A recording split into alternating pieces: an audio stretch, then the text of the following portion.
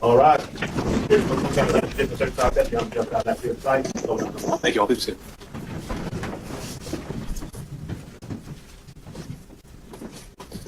All right, let's go on the record with 23 SC 188947, State versus Harrison and William Prescott Floyd.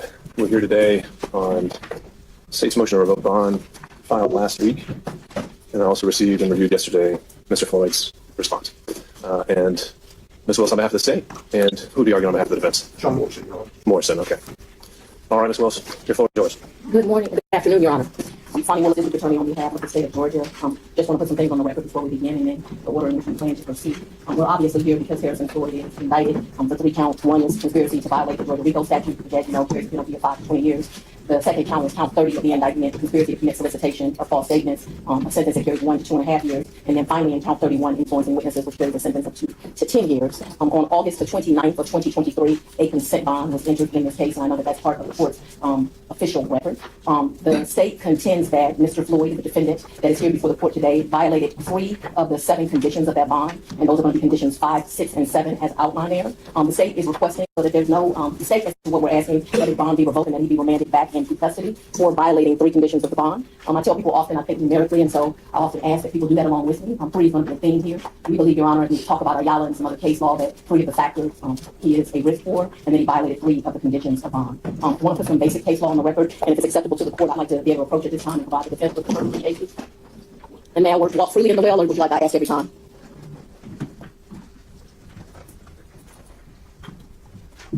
So, Your Honor, just for purposes of the record, I've handed you, and the defense is now being handed Ayala versus State 262 Georgia 704, a 1993 case. We also handed you Hood versus Carson, a 1997 case, and finally Clark versus the State, a 1997 case. I want to put these on the record from the beginning because they set up the basis of why we're here. In Hood versus Carson, which is cited at 267 Georgia 579, 581, a 1997 case, it is clear that the trial court has power to revoke bond as long as minimal due process is applied. This means a hearing and a chance to be heard. You're obviously meeting that requirement. We are here today before you. Further, in Clark versus State, the trial court has authority to revoke bond if, following a hearing, the trial court determines that the defendant violates the conditions. Clark versus State is cited at 228 Georgia Act 219 at 221 and 222, a 1997 case. Also, I think it's very important that the court knows that in matters of initially setting bond, the state has the burden of proving by a preponderance. I think that's going to be important. A preponderance of the evidence that the trial court should deny bail to protect the community, and that comes straight out of Ayala, which I would say is a seminal case on bond. We'll also be providing the court White versus State, which is at 307 Georgia 601, and it just says proof by preponderance simply requires that the evidence show that something is more likely to be true than not. And I will have to make sure my colleague provide White versus the State as well. White versus the State is a Georgia Supreme Court, 307 Georgia 601, 607, 2020. Your Honor, understanding we have the burden in today's hearing, the state's plan is to call 3 witnesses. Those witnesses, again, 3 being our theme, is Assistant Chief Michael Hill. We plan to call Gabriel Sterling, as well as as well as Attorney Von Du Bois to meet the preponderance of the evidence standard. With that, I don't know if the defense has opening, but as you direct, we will call our first open witness. Ms. Morrison? Good afternoon, Your Honor.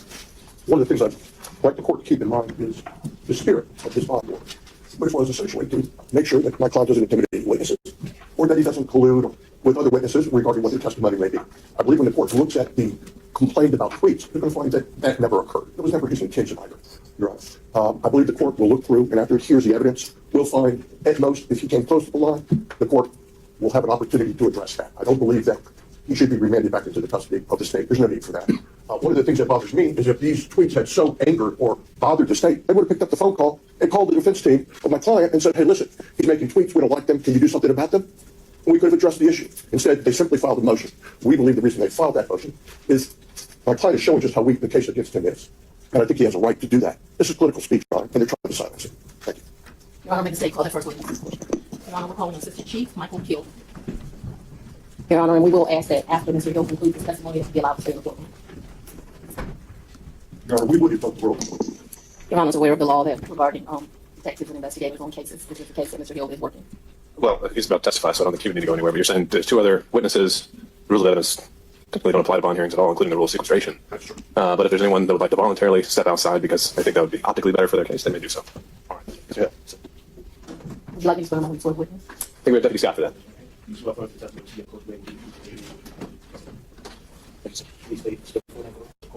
Yes, sir. My name is Michael, M-I-C-H-A-E-L, middle initial L, last name Hill, the second. Good morning, Assistant, or good afternoon, Assistant Chief Hill. Will you please tell the court where you are employed and what your title is? Good afternoon, madam. Yes, I'm employed with the Fulton County District Attorney's Office. I currently serve as an Assistant Chief Investigator. And in your capacity as an Assistant Chief Investigator, have you been assigned to work on what we'll refer to as the election interference case, the case that has us in court today? Yes, ma'am. I've been so assigned for about 2 years now. As a result of that assignment, have you had the opportunity to subpoena witnesses for proceedings in this matter? Yes, ma'am, I have. And also to interview witnesses in the matter? Yes, ma'am, I have. Have you also had the opportunity as an Assistant Chief to be familiar and aware with the social media pages, both of defendants as well as witnesses and victims in this case? Yes, I have. That's correct. May I approach? You don't need to ask permission if it's your witness. I am going to hand you.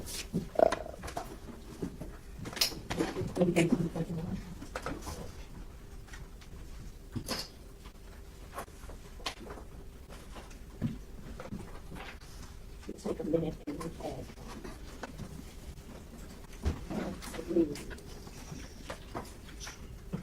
1 through 21. Will you take a moment and look at exhibits 1 through 21?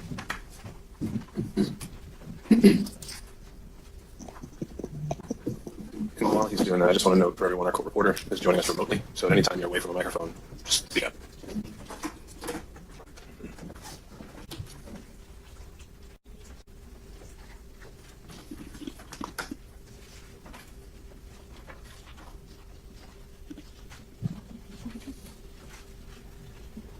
Have you had an opportunity to look at 1 through 21? Just a moment.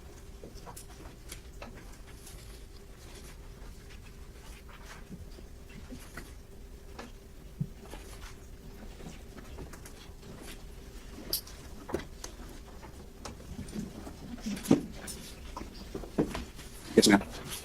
And are you familiar with exhibits 1 through 21? I am. Are you familiar with all of them in the same way? Yes, ma'am, I am. Okay, and can you tell the court how you're familiar with 1 through 21?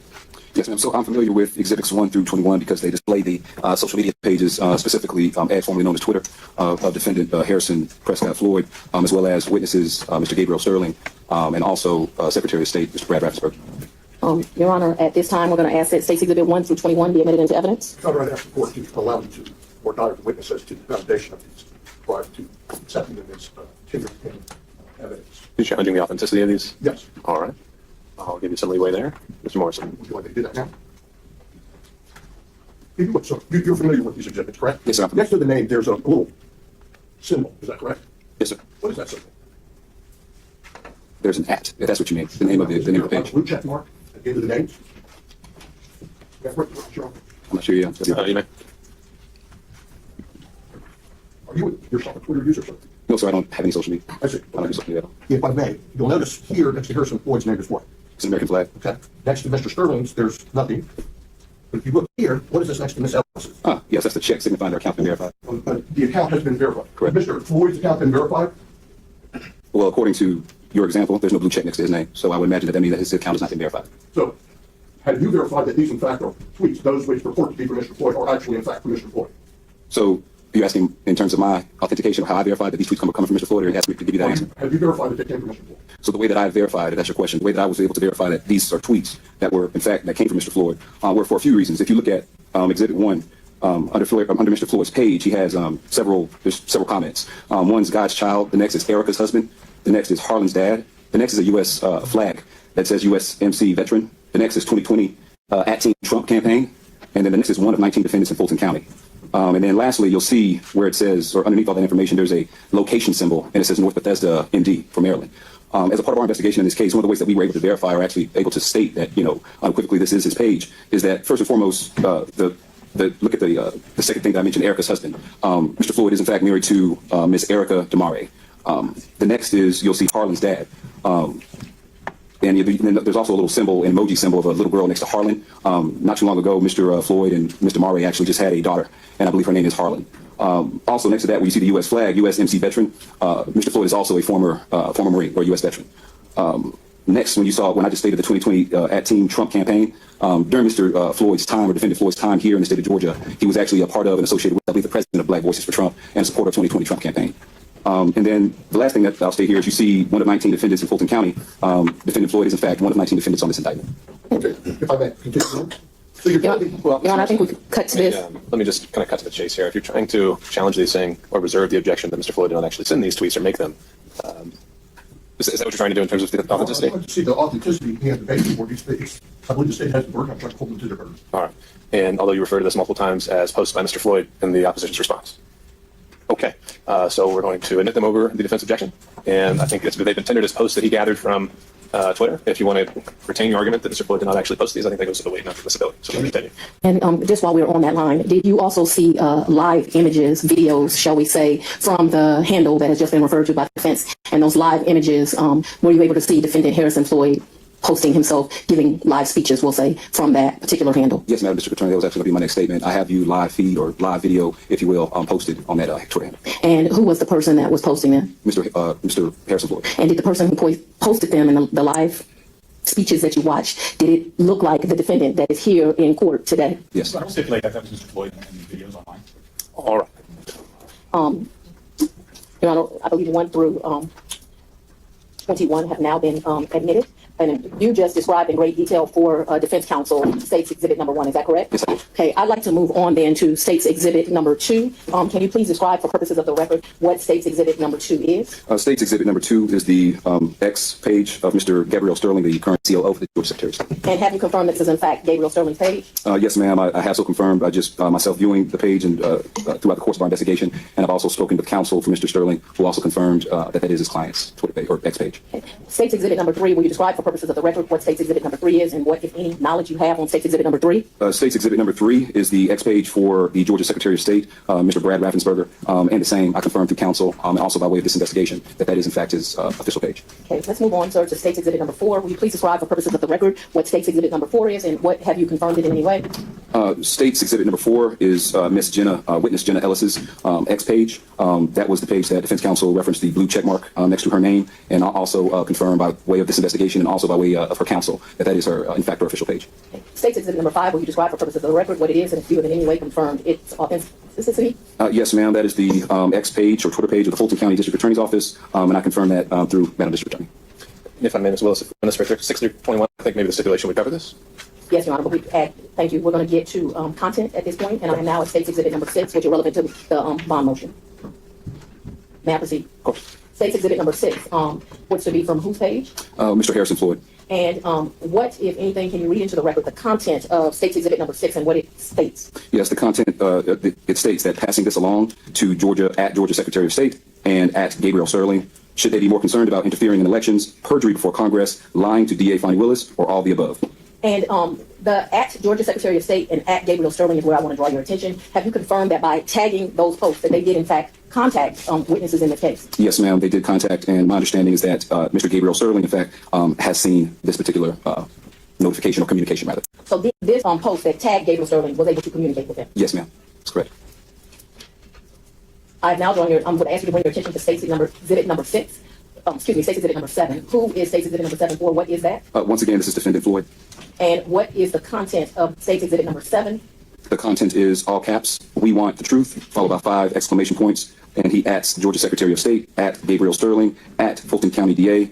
Next it states, "It's accountability time," with a clock, and then unseal the ballots. Through your investigation, were you able to confirm that by placing the at Georgia Secretary of State, that communicated with members of the Georgia Secretary of State's office? Yes, ma'am. I Yes, have. Your Honor. Subject to cross-examination. He has no personal knowledge about what it works, about X works. He already said he didn't. So I don't know how he could possibly know that that's communicating with. As Your Honor is very well aware, hearsay is allowed in a bond motion, and I believe he can testify through hearsay testimony. Objection. I didn't object to hearsay. Speculation Personal knowledge. is noted, and I think that goes again throughout this hearing. It'll be its weight and admissibility, and certainly something you can argue. All right, sir. Thank you. How do you have knowledge? Let's specifically go to at, first of all, is Mr. Sterling a member of the Georgia Secretary of State's office? Yes, ma'am, that's correct. And were you able to communicate with him? Yes, ma'am, I have. And through that communication, you learned that he was able to see the post at Georgia Secretary of State? Yes, ma'am. Was he able also to see the post that tagged him at Gabriel Sterling? Yes, ma'am. And so do you have first knowledge through that communication that this post communicated with him? I have personal knowledge that Mr. Gabriel Sterling has viewed these communications, has seen it. Yes, And thus they communicated with him? correct. I would like to draw your attention to State's Exhibit number 8. Can you please read into the record the content of State's Exhibit number 8? Once again, this is from the page of Defendant Floyd, and the content is as follows. Black American Dems want the black Trump guy to tell on the racist white Republicans, but only if it's President Trump, ? LOL. Look, the truth is that at Georgia Secretary of State and at Gabriel Sterling are the pieces of, and it's a Emoji, can you just spell that word as opposed to put profanity in the record? yes, ma'am. It's an emoji of poop or fecal matter emoji. They are the pieces of that emoji you should be mad at. Make elections fair again, and yeah, that's it. Is there two hashtags after that, sir? Oh yes, ma'am. The hashtags underneath are hashtag fraud and hashtag Fulton. Let's move on to State's Exhibit number 9. Can you please read us the content in of State's Exhibit number 9? State's Exhibit number 9 once again comes from the X page of Defendant Floyd, and he states it's over with 5 exclamation points. At Georgia Secretary of State needs to call his lawyer. He's about to go through some things. Exclamation point. Hashtag fraud. Hashtag cheating. Hashtag election interference. Moving on to State's Exhibit number 10. Will you please read into the record the content of State's Exhibit number 10? Once again from the page of Defendant Floyd, the content is wow at Jenna Ellis Esquire. You're a whole mess, girl! Exclamation point. So you didn't stop at stealing people's hard-earned money for your, in quotations, defense. You're also lying on at Van Scavino with a question mark, exclamation point, question mark. I guess they don't teach ethics at Harvard Law anymore. And then there's an emoji that I can't make out. Hashtag give back the money. I need to stop here and ask you a question. Is Gabriel Sterling a witness in this case? Yes, ma'am, he is. And in fact, specifically to this case, did he testify at a proceeding? Multiple. Did he testify specifically at the special purpose grand jury? Yes, ma'am, he did. And were transcripts of that testimony turned over to the defense? Yes, ma'am, they were. Okay, moving right along. Jenna Ellis, what was her initial status in this case? Her initial status was one of the 19 defendants. And what is her status at this time? She has since pled and she is not a witness for the state. Did the proffered testimony of Ms. Ellis, was that turned over as witness testimony to the defense in this case? Yes, ma'am, it was. Moving right along, let's move to State's Exhibit number 11. Do you have State's Exhibit number 11 before you? I do. Can you please read into the record what the content is of State's Exhibit number 11? It's again from the page of Defendant Floyd. It states, if we are sharing/leaking videos today, ... and then there's an emoji. Like I said from the start, Ruby Freeman was all caps terrified and wouldn't talk to anyone all caps white. Exclamation point. Why? ... question mark. Because racism and political terrorism in, I believe this is an emoji of a peach, is still very real.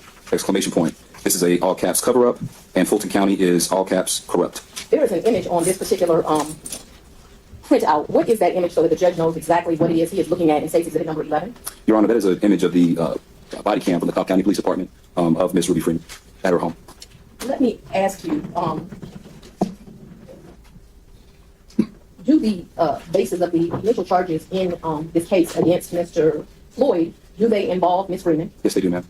And to your knowledge, is Ms. Freeman listed 40 times in the state's indictment in this case? She is approximately thereabout, yes. And is that surrounding the charges against this particular defendant? Yes, it is. And this is an image from evidence in the case that is displayed on State's Exhibit number 11. That is correct. Can we move on to State's Exhibit number 12? Can you please put into the record what is displayed on State's Exhibit number 12? Again, from the page of Mr. Harrison Floyd, this is a cover-up, all caps, and Fulton County is corrupt, all caps, with an exclamation point. It is once again that same image of Miss Ruby Freeman at her home via Cobb County Police body cam. And underneath the image, it says, so this begs the question, if Ruby Freeman didn't trust white people to help her, what did she say to the black people that offered to help her? I'll wait for you to get your popcorn. Is there a response, and please do not put any profanity, I'd ask you to spell out the word that is profane underneath that comment. Yes, ma'am. There is a comment. It comes from underneath this post, and the comment comes from at Full Ford Leonard, and the statement is bury this, BITCH, under the jail.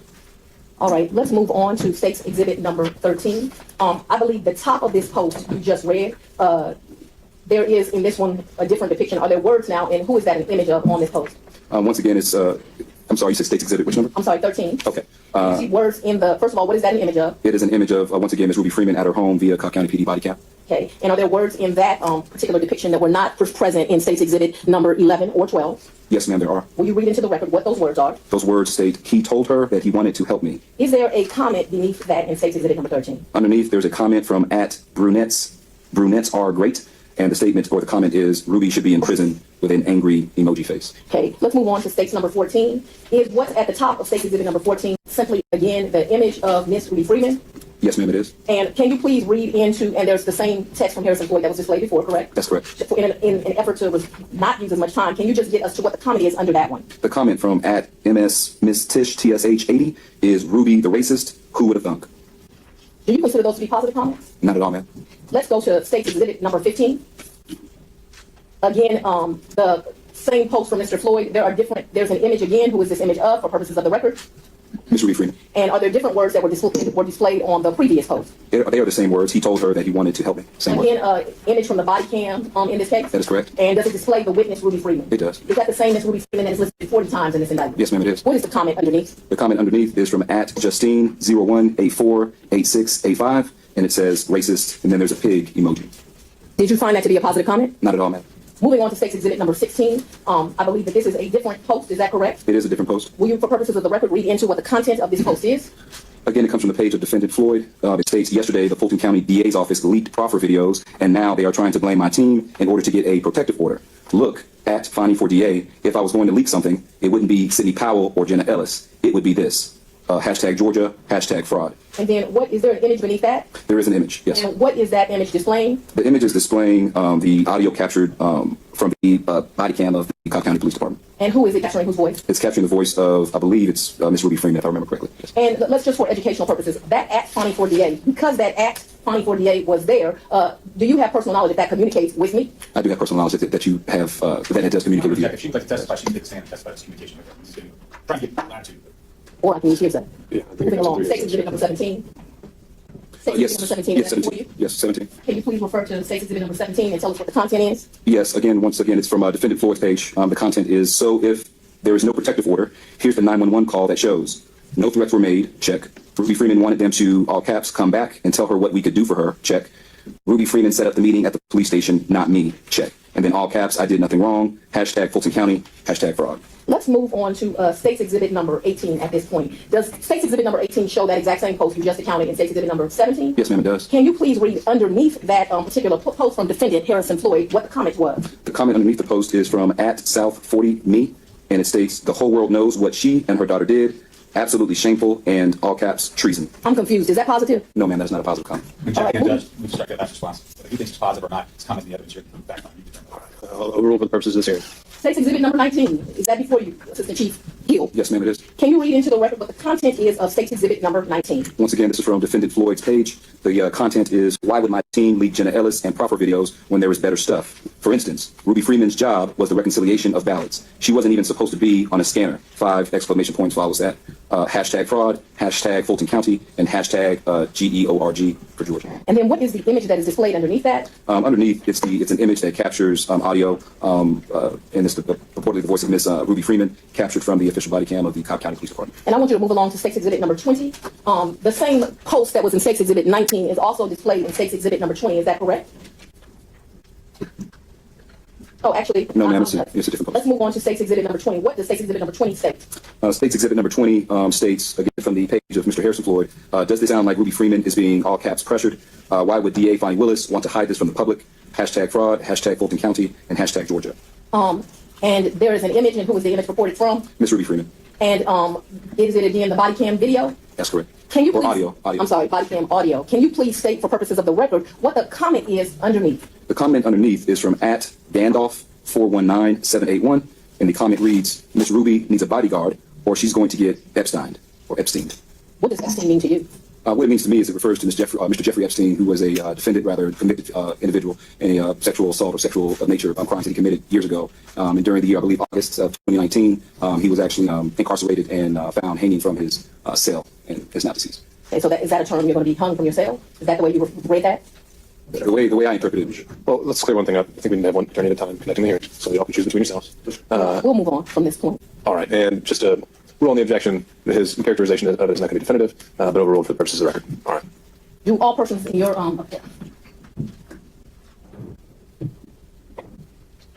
do most people need bodyguards in your knowledge of the world? I wouldn't say most people. How about those threatened? Those threatened, sure. Let's move on to State's Exhibit number 21. State's Exhibit number 21 before you. Yes, ma'am. What, if anything, does State's Exhibit number 21 depict? It depicts the same image and the same comments from Exhibit 20. And what, if anything, does it state? I'm assuming you mean the comment? Well, first of all, let's read what the defendant, Mr. Floyd's post states, as well as the image, and then the comment in response. Yes, ma'am. It states Exhibit 21. It states the post actually states, does this sound like Ruby Freeman is being pressured? All caps. Why would DA Fani Willis want to hide from the public? Hashtag fraud, hashtag Fulton County, hashtag Georgia. Again, is the image of audio from the Cobb County PD body cam from Miss Ruby Freeman. And then the comment is from at Smoky Mount Mystic. And it states, Ruby is going to get virtually slaughtered under cross-examination at Trump's trial, and Fani will face charges herself. And then there's a parenthetical, if she's allowed to live till then. Until And Ms. Freeman is allowed to live to testify. I'm not certain, throughout the course of my investigation of this particular post, I'm not certain if Mr. or Defendant Floyd is referring to Madam District Attorney or referring to Ms. Ruby Freeman. Attention, Your Honor, neither of these, this comment wasn't made by Mr. Floyd. This comment was made by a third party. To characterize this as Mr. Floyd referring to Fannie or Ruby was incorrect. I misspoke. Ms. Fani, We can clarify that further. but you, so that the record is clear, this is a post in response to Mr. Floyd's post related to Ms. Freeman. That is correct. I misspoke. I meant to say the comment was, it was unclear if the comment was referring to Madam District Attorney or. I would live or she would live. Correct. One of us Correct. might not make it. Correct. Correct. And this is in response to this defendant's post. It's in response to Defendant Floyd's post. As part of your continued investigation at this time, did you have an opportunity to communicate with defense counsel for Jenna Ellis? Correct, I have. And in fact, were you able to determine that those tags effectively communicated with Ms. Ellis? I did determine that those tags, in fact, certainly communicated with Ms. Jenna Ellis. Meaning that when she was tagged, that allowed her to see the communication from Mr. Floyd. That's correct. And in fact, in response to that inquiry, I'm going to hand you what has been marked as State's Exhibit number 23. Can you read silently to yourself State's Exhibit number 23? Have you had an opportunity to do so? Yes, ma'am. And is this a communication from the now previous co-defendant but now witness in this case? Yes, ma'am. And was the inquiry made as to both whether these posts communicated with her and whether she was intimidated by them? Yes, ma'am. And is State's Exhibit number 23 a text message to that effect? Yes, ma'am, it is. Your Honor, at this time I'm going to ask that State's Exhibit number 23 be admitted into evidence. Your Honor, Mr. Morrison. objection to this, it doesn't have any foundation. It doesn't indicate a time or a date. This is just out of the blue. There's nothing on this that verifies this. This is just rank hearsay. I ask the court if it admits it to give it the little weight that it would deserve. So I don't have a copy of any of these exhibits, so I can't really speak to what's on it or what is not, but if there's any more you want to lay, and then we can revisit the objection. So what I put in State's Exhibit number 23, how did you receive that? So the contact that you just referenced with defense counsel for Ms. Jenna Ellis was with Mr. Mike Melito. I contacted Mr. Melito. I asked him the questions that you just mentioned about whether or not Ms. Jenna Ellis was communicated with by virtue of these tags, and if she felt threatened or harassed by these communications. And this is the response that Ms. Ellis provided to her counsel and her counsel provided to me. And did he also state this to you verbally as well? He also stated this. He actually read this out to me. Yes. So you received it through him verbally telling it to you, and then he memorialized it via this text message? That's correct. And for purposes of the record, was this sent to where? It was sent to my Fulton County issued cellular device. Do you have that with you? I do. Do you have it on you now? I think I left it. Let me ask you this. At approximately what time did you receive that? May I approach? Thank you. Will you take a moment and open up the message? Yes. And at what time what day did you receive that though, so that we're clear for the record? Today, Tuesday, November 21st, 2023. And at what time? It's this morning at 10:59 a.m. And this was, again, he spoke this to you verbally? Yes, ma'am, that's correct. And then memorialized it? Yes, ma'am, that's correct. Honor, at this time, I would ask that State's Exhibit number 23 be admitted for purposes of this hearing only, and that he'll read it into the record and that it be admitted. All right, Mr. Morrison, you ready your objection on authentication? No. All right, Exhibit 23 is admitted. Can you please read it for purposes of the record? So in the message, Ms. Jenna Ellis states, I saw it a couple days after it was posted. Yes, I believe it was meant to both intimidate and harass me, and also encourage others to harass me, which others have done in the comments and separate posts following this post and Floyd's comments about me on media. And then there's in the parentheses, which the DA references in their pleading. One moment, Your Honor.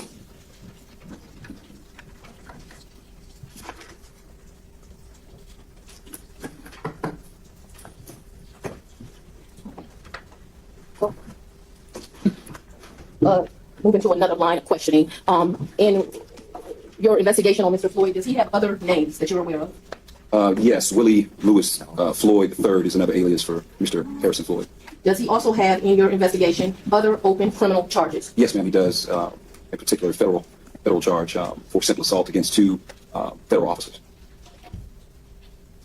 Your Honor, Another further, please. specifically, that's not a matter that was raised in your motion to revoke the bond. Bringing it up here and now, that's the basis upon which they asked the court to rule, would deny the client procedural due process by stringing it to him, on him in the middle of this hearing. All right. Well, Mr. Morrison, if that's a line of argument that you think you need more time to respond to and you need to articulate that extra time you can do that, and we'll go from there. All right. I think it's Mr. Hill's for cross-examination.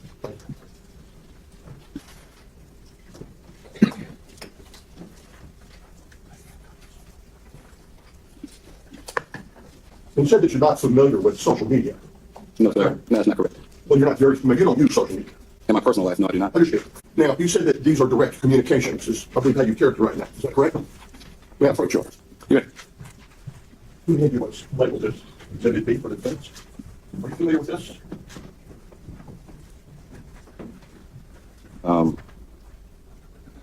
Yes, I'm familiar, but you just said that I characterized something as direct communications, and I didn't. I didn't say that. Okay. I don't know where you got that from. All right, so perhaps you didn't, perhaps it was the motion of the state. But there is a mechanism in Twitter, or now what's called X, for direct communications, direct messaging, isn't that correct? Sure. Okay. And this is an example of how one would use that app to directly communicate with someone, should they choose to do so. It appears if you want to send someone a message similar to an email or text, you could do so via X or Twitter. Okay, were any of these, what you call messages, conveyed in that manner? I'm sorry, I don't understand your question. Or was this messaging, this direct messaging used by Mr. Floyd to convey messages to any of these witnesses or co-defendants? I don't have any evidence of that, no. Is the answer no? I don't have any evidence of that. Okay, so they have. I don't have any evidence of that. Okay, so you can't say that they did. I can't say that he In did. fact, all of the messages and exhibits to which you referred to, that is a mechanism by which you contend a message was sent to these people. Isn't it? I'm sorry, I don't understand your question, sir. Okay. The message, the mechanism by which you say Mr. Floyd communicated with people Yes, is by putting the ampersand in front of their tag. Correct. Isn't that really how you reference people? Well, in the instance of what we're discussing today, that's how he referenced and how he communicated with people. Well, I mean, when you reference someone, what does that trigger? What happens? Or put an ampersand in front of someone. Did they get an email with the message contained inside?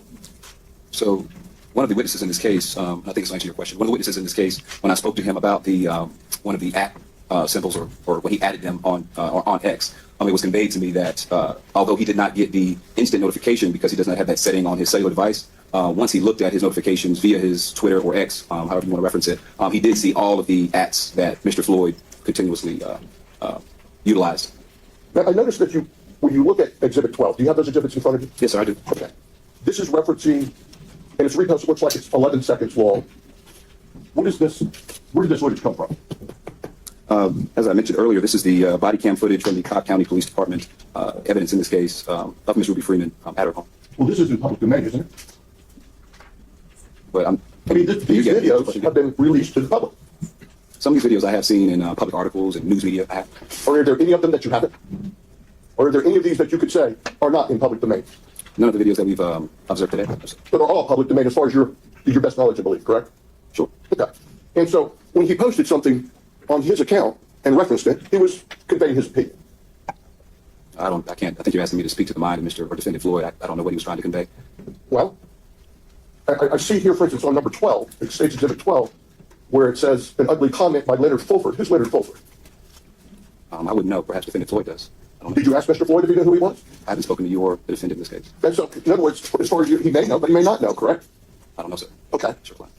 Well, I understand. But you're complaining about this comment by... Objection to the characterization. The state of Georgia through District Attorney Willis complains of the conduct of Mr. Floyd that led to harassment of these witnesses, not Assistant Chief Michael Hill. Objection. All right, so Mr. Morrison, what will be your response to that if you want to rephrase? I'll rephrase it. All right. Specifically on Exhibit 12, there's a comment at the bottom that you were asked to highlight and speak on. Correct. It was made by Leonard Fulford. Okay. And you have no knowledge that Mr. Floyd had anything to do with that comment, do you? No knowledge, sir. Likewise, on the bottom of State's Exhibit 13, there's a Debbie J, which says brunettes are great, and brunettes are great. Made an ugly, I'll call it an ugly comment. Yes, sir. You don't have any information or knowledge or belief. And Mr. Floyd had anything to do with that comment being made, do you? If you're asking me if Mr. Floyd had anything to do with the comment being made, the comment was made under the post of Mr. Floyd. So I would say, if you're asking me, he did have something to do with that comment being made. How else would that comment appear under his post if he hadn't made it? Did he make the comment? Did he make the ugly comment that you just referred to? Right. Apparently it comes from Debbie J. at Brunettes Are Great. Do you know who Debbie J is? Objection asked and answered. No, that was with regard to Mr. Lick, I believe. I don't recall that one. Why don't we get through it? So you can re-ask the question. Do you know who Debbie J is? No, sir, I don't. Okay. Do you know if he knows who she is, Mr. Floyd? I don't have that information. Okay. Likewise, on Exhibit 14, here's a MSTSH80. Do you know who that is? No, sir, I don't know who that is. Do you know if Mr. Floyd knows who that is? I wouldn't know, sir. Okay. Do you have any information that Okay, let's go to 15. Justine made a comment. Yes, sir. And do you have any information that Mr. Floyd knows who Justine is? Same answer. No, I don't. Okay. Or Cindy P. on Exhibit 16. I'm sorry, what's the Well, or I said, with regard to Exhibit 16, Cindy P. With regards to Cindy P, does Mr. Floyd know who she is? I wouldn't know that information. For all you know, these are just people who are expressing their opinions based on his post. And he has no control over these people, as far as you know, does he? Does he have control over these people? As far as I know, I have no knowledge. No. Okay. He has no control over what they say or don't say, or what their comments are, does he? I don't know either way.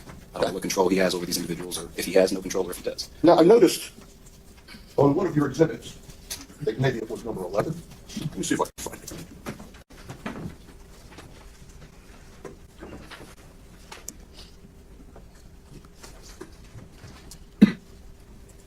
One moment, John. I've got these out of order.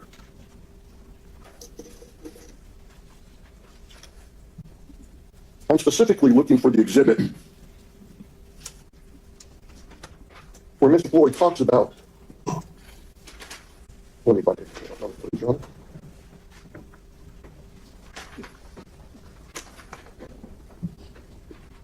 Where he says Black American Dems want the black Trump guy to tell on the racist white Republicans, only if it's President Trump. LOL. Are you familiar with? Do you have that exhibit? I am familiar with that, but I do not have that exhibit in front of me, sir. The state put it in its motion. Have you read the state's motion? Yes, sir, I have. Okay. Hit my approach, John. Yeah. Let me show you this right here. I'm going to just label this exhibit C.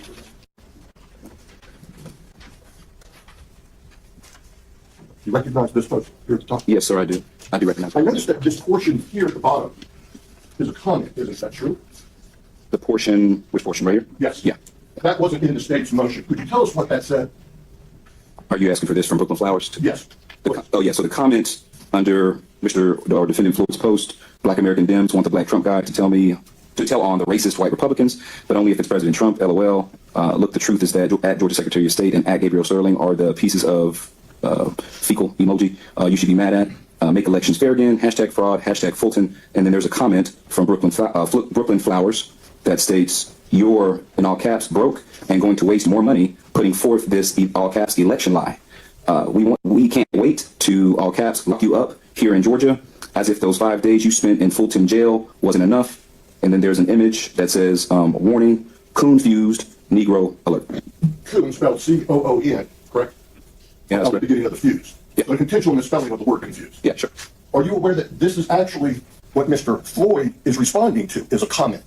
That's not a comment that's in response to his post. That's him posting in response to this message he received. Were you aware of that? No, I'm not aware of that. Understand. I'm not aware of that. Thank you. But this isn't in the state's motion, is it? No, sir. Okay. Now, if I look through these comments,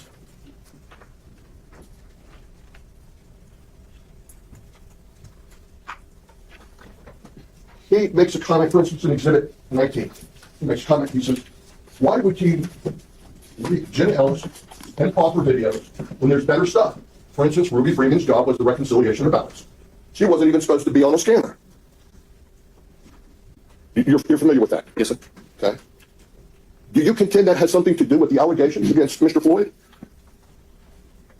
I'm sorry, do I contend that? Ask the question. That him talking about what Ms. Freeman's job? Stipulate that goes to the facts of the case, if that's what you're supposed to stipulate to. No, I believe it doesn't go to the facts of the case. All right, so stipulation is rejected. Mr. Morrison, you can ask your question. Isn't it true that this is just speaking about what her job was or wasn't and what he could release? In other words, that he didn't release the proffers. Yes, sir. That's correct. In fact, there's a lot of these where he's talking on the 13th and the 14th about the proffers that were made. And that he's upset that his team has been accused of, or he has been accused of, quote unquote, leaking these proffers. And he denies it. Is that true? Yes, sir, that's true. And do you believe that there's anything in the bond conditions that prohibits him from defending his good name? I wouldn't say that there is.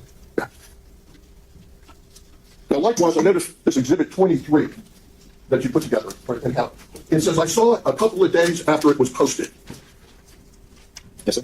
Is she referring to Mr. Floyd's comment about her accepting money for her defense and then really not needing a defense because she hit her opponent? 1 second. Yes, correct. So What was State's Exhibit 10. What That's was the date of that comment? The date of the comment was November the 13th, 2023 at 6:49 p.m. Okay, and this says, I saw it a couple of days after it was posted. What was the date of Exhibit 23? The date of Exhibit 23? Yes. Are you asking? She sent, is this a text message in Exhibit Oh, 23? when was this communication received? Today. Yes. Today. This morning. Today. Yeah, that's what I said earlier. 10:59. Okay, I didn't catch that. Yes, sir. November 21st. Today. And this is after you've asked her to text you something, is that correct? So I didn't speak with Ms. Ellis. I spoke with her counsel, Mr. Mike Melito.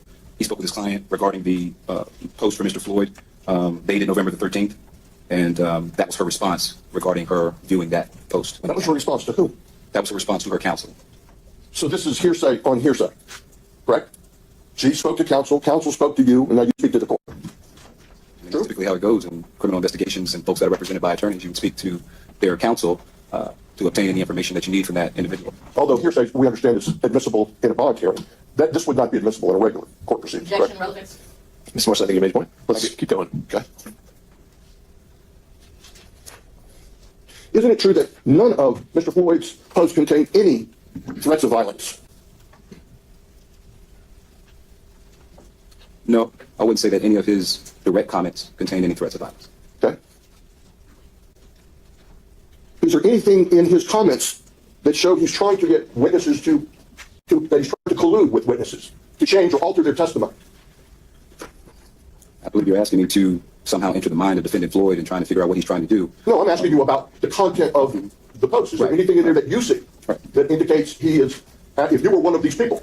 So my response to that is, I believe you're trying to ask me about the mind of defendant Floyd and what he's trying to do. And my response to that is, I can't tell you what he's trying to do to these individuals that have been identified as witnesses in the case, but I can tell you that he is certainly communicating with these individuals. And, what effect that may have upon their testimony, what effect that may have upon them feeling harassed, threatened, or intimidated, I believe is up to those individuals. And as you saw in State's Exhibit 23, that's how witness Jenna Ellis felt by virtue of Mr. Floyd's communications to her. Well, you're the one who solicited this response from Mrs. Ellis, correct? I mean, she didn't reach out to you and say, hey, I saw this communication and I feel intimidated, did she? No, she didn't. But I would imagine she may reach out to maybe law enforcement and where she resides or something of that nature. But I'm not asking you to. But no, she didn't. Yeah, she didn't reach out to me to tell me that she felt threatened or harassed or intimidated. This was her response when asked. I understand. And you've not received any communications from anyone else that you brought to this court showing that anyone was intimidated or felt harassed or pushed to collude or change their testimony, have you? I believe the other witnesses that are testified today may be able to speak to that. Okay. Well, I'm asking you. Have I received any other information about witnesses feeling intimidated or harassed? Is that the question? I'll move on. Let's see.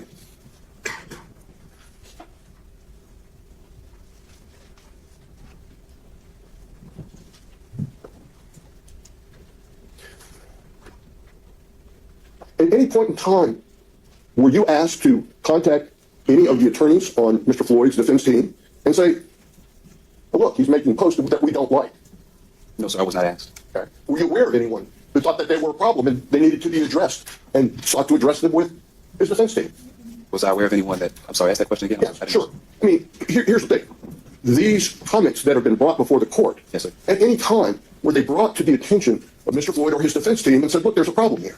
Well, Mr. Floyd made the comment, so he was very much aware of the comments being made. My question is there anyone who made his defense team or him aware that these comments were a problem in the eyes of the state?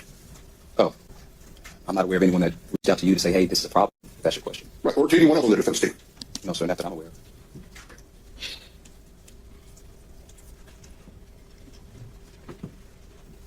And in any of these comments, he never asked for a response from anyone, did he?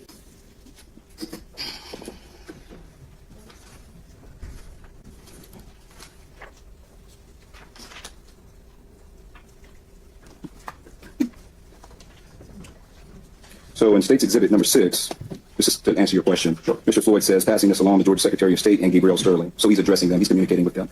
And then he asks the question, should they be more concerned about interfering in elections, perjury before Congress, lying to DA Fani Willis, or all the above? And so you're asking, is he asking something of someone? I mean, he's asking a question there, but again, I'm not in the mind of Mr. Floyd, so I don't know if he's asking that question to them or if he's just posing the question. I just know that he's communicating with these individuals and he's making these comments. So did you say he's communicating with these individuals? Yes, sir. In fact, and I asked you this question earlier, Sure. he's not communicating, he's referencing these people. When you put the ampersand in front of someone's handle, that's a reference to that person so that other viewers may know who you're talking about, correct? As opposed to sending a direct message. So perhaps I should answer it this way. I disagree with you in your categorization of that. He's communicating with these folks individually, and the way that I know that is that Mr. Gabriel Sterling, in fact, stated that when he was added, when that communication was made by Mr. Floyd, when he opened his cellular device, he went into his X app, or formerly known as Twitter, and he viewed all of the acts that came from Mr. Floyd. So in my mind, and I believe in my mind, that's communicating with. So when someone has the ampersand put in front of their handle, it simply sends them a notice that they were referenced, correct? Mr. Sterling was put on notice by Mr. Floyd, defendant Floyd, that he communicated with him, or he's added him, he's made a comment about him. Or that he's referenced him. You can say that too. But I categorize it as communicating with. Yeah. Often using the ampersand is a way of referencing people for others to know who you're talking about. And to likewise let someone know that you've talked about them. Objection, asked and answered. All right. I also think I'll cover this after we're done with Mr. Hill, but I do think we're covering things that could very well be taken care of through argument or proper. And in the interest of finishing today, I think we should be focused on that. Yes, Joe. Willie Lewis, you referenced Willie Lewis. Do you know who Willie Lewis is? Willie Lewis Floyd III is an alias for Mr. Harrison Floyd. You're not aware that that's his father? You know, I did see another Willie Lewis Floyd that does not have the third at the end, and I always thought that was his father, so you just confirmed that for me. Yeah, I thought that was his dad. So when you say that Willie Lewis III is Mr. Floyd, you may have been incorrect, correct? No, I'm absolutely correct, because I'm talking about Willie Lewis III. That's also the name on Mr. Floyd's, defendant Floyd's North Carolina driver's license, I believe. Did anyone from the Secretary of State or Mr. Sterling contact your office at the time these posts were made? No, sir, not that I'm aware of. Thank you. Redirect, Your Honor. I think we're going to start at the end. One of the questions on cross-examination was, did the defendant communicate with, did he ask for responses from people? I'm handing you again what's marked as State's Exhibit number 12, and for brevity's sake, the last sentence by Mr. Floyd in State's Exhibit 12, what does it say? The last sentence states, "I'll wait for you to get your emoji popcorn."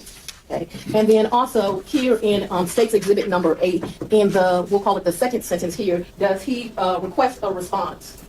What does he say? Look, the truth is that at Georgia Secretary of State and at Gabriel Sterling are the pieces of poop you should be mad at. He's directing people how they should feel, correct? Correct. Also, I want to correct the record. I'm marking as State's Exhibit 27, the defense's motion, and specifically page 27 of the defense's motion that they filed is State's Exhibit 27 would already be part of the court's record at page number 7. I'm going to ask that it be updated at this time. I'm sorry? Without objection, Your Honor. Okay, thank you. The defense attorney asked you when you were on cross-examination how these posts came, and there was, I would call it a racial epithet against Mr. Floyd, but he asked you, how did it come? Was it not in direct response to Mr. Floyd's post? Was the comment that came that he referenced, was it in direct response to Mr. Floyd's post? When you're now looking at it as it is displayed by the defendant in the defendant's motion? Yes, yes. Your Honor, That's correct. I'm now showing you what I've recently marked as State's Exhibit number 26. State's Exhibit number 26 is the actual bond, consent bond order in this case. Do you recognize it to be that? I do, ma'am. Is it part of the court? They'll stipulate it. I'm asking that it be admitted. I'd like you to read into the court record what provision number 5 says. Provision number 5 reads, "The defendant shall perform no act to intimidate any person known to him to be a co-defendant or witness in this case, or to otherwise obstruct the administration of justice." What was the status of Janice Ellis? Initially she was one of the 19 defendants in this case, and she is now a state's witness. Okay, so she's initially a co-defendant, correct? Correct. What is the status of Gabriel Sterling in this case? He's a witness in this case. And Miss Ruby Freeman being listed 40 times, what in fact is her status? She's a witness. All right.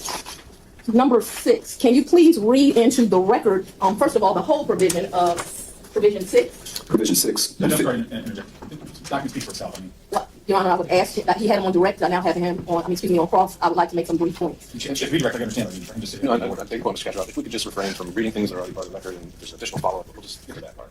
Well, I'm going to ask you to state number 6 because I want to point out some words in number 6. So if you'll read it in its context, and then if you'll tell the court 6, 7, 8, 10. What is the 11th word? Please read number 6 and then tell me what the 11th word in provision number 6 is. Okay, so the provision is, "The defendant shall not communicate in any way, directly or indirectly, about the facts of this case with any person known to him or her to be a co-defendant in this case, except through his or her counsel." And the numbered word that you wanted to emphasize was indirectly. Indirectly communicate. Indirectly, correct. Okay, let's read number 7. Can you please read paragraph number 7? Also, word number 11. Can you read the whole thing? Yes, ma'am. So 7, "The defendant shall not communicate in any way, directly or indirectly, about the facts of this case with any person known to him or her to be a witness in this case, except through his or her counsel." And the word that you emphasized was indirectly. And is this bond order, in fact, entered with Harrison William Prescott Floyd? That's correct. And signed and agreed to upon by both the state and defense counsel? That's correct. Who signed this order? Counsel for the defendant. And who signed the order from the court? The Honorable Scott McAfee. Did you have an opportunity to review how many times the posts against Ruby Freeman were viewed? Yes, I did. How many? Nearly 500,000 times. I think the approximate number is 466,000. And in your investigations, have you had the Your opportunity? Honor, this is beyond the scope of direct and cross-examination. And the line of questioning is the reach of these posts, is it right? All right. We can open up that line. I think it's relevant. And in investigations, I know you said you did not personally have social media due to your line of work, but have you had the opportunity to investigate social media posts? Yes, And is it the culture of social media when one posts, people respond? that's correct. One moment, Your Honor. Nothing further from the state. All right, Yes, recross. so you researched Ruby Freeman's Twitter account, is that correct? Or X account, is that what you're saying? Ms. Ruby Freeman, I'm not aware if she has an X account. I don't believe she does. So she didn't even have an account on this social media platform, Not that I'm aware of, sir. okay? And you said her name was referenced how many times? No, sir. The question was how many times was the post in which Mr. Defendant Floyd references Ms. Ruby Freeman, how many views did those posts obtain? And the answer to that is nearly 500,466,000. Okay. That's the answer to that. And likewise, Jen Ellis has how many followers? 1 million, I believe. Over 1 million, correct? Yeah. Now, you said that Gabriel Sterling's going to be a witness, as well as Ruby Freeman. Yes, sir. They're on the witness list. Yes. Witness list? Yes, sir. Have you turned over that witness list to us? I'm not sure of that. I believe you should have that witness list. I'm not sure. Would you be surprised to learn that we don't have a witness list? Yeah, I'd be surprised to know. Okay? And likewise, let's see, one moment.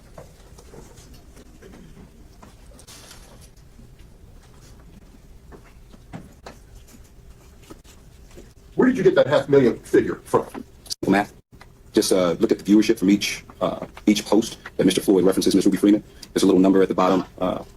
For example,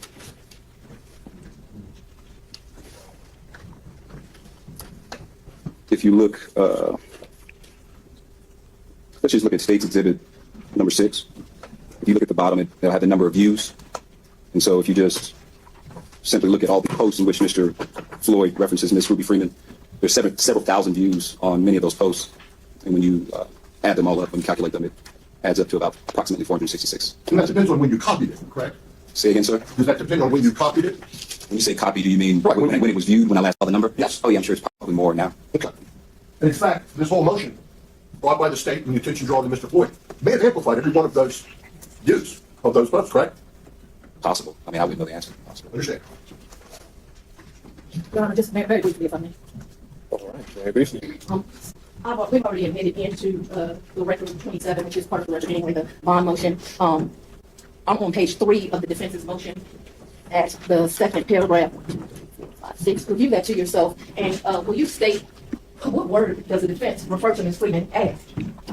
So in this document, Defendant Floyd's counsel refers to Ms. Ruby Freeman at that line as a favorable witness. She is a favorable witness. They recognize in their own motion, although they claim they're not witnesses, that she is in fact a Judge, we witness. never said she wasn't a witness. Sorry. I think that's accurate. I'm not sure what the point is here, where we're going with, but Ms. Willis, what's our next point? I'm sorry. What's our next line? I think we're here. In page 8, how do they refer to Ms. Jenna Ellis? Ms. Jen Ellis is referred to as a witness. Now, So they acknowledge them as witnesses, correct? that's correct. That's it, Your Honor.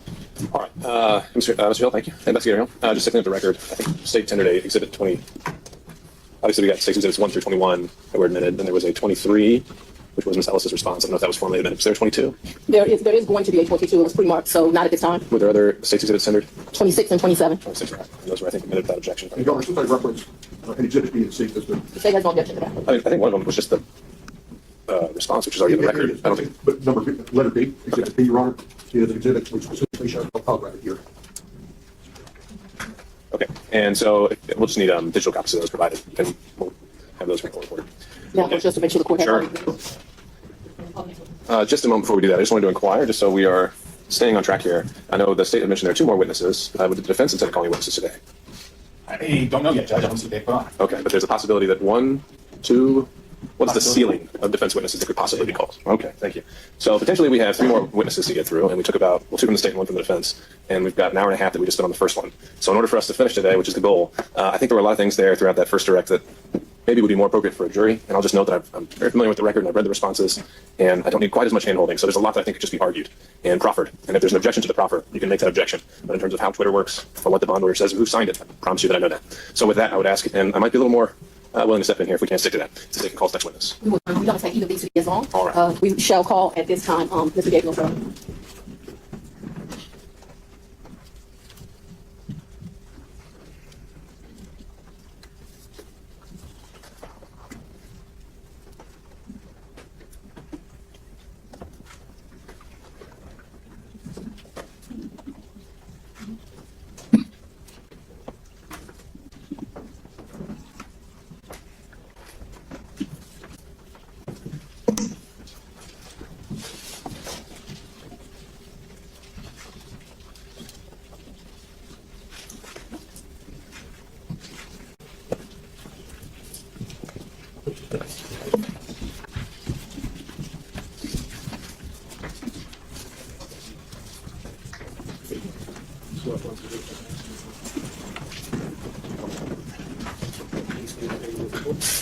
Robert Gabriel Sterling, Robert Gabriel Sterling.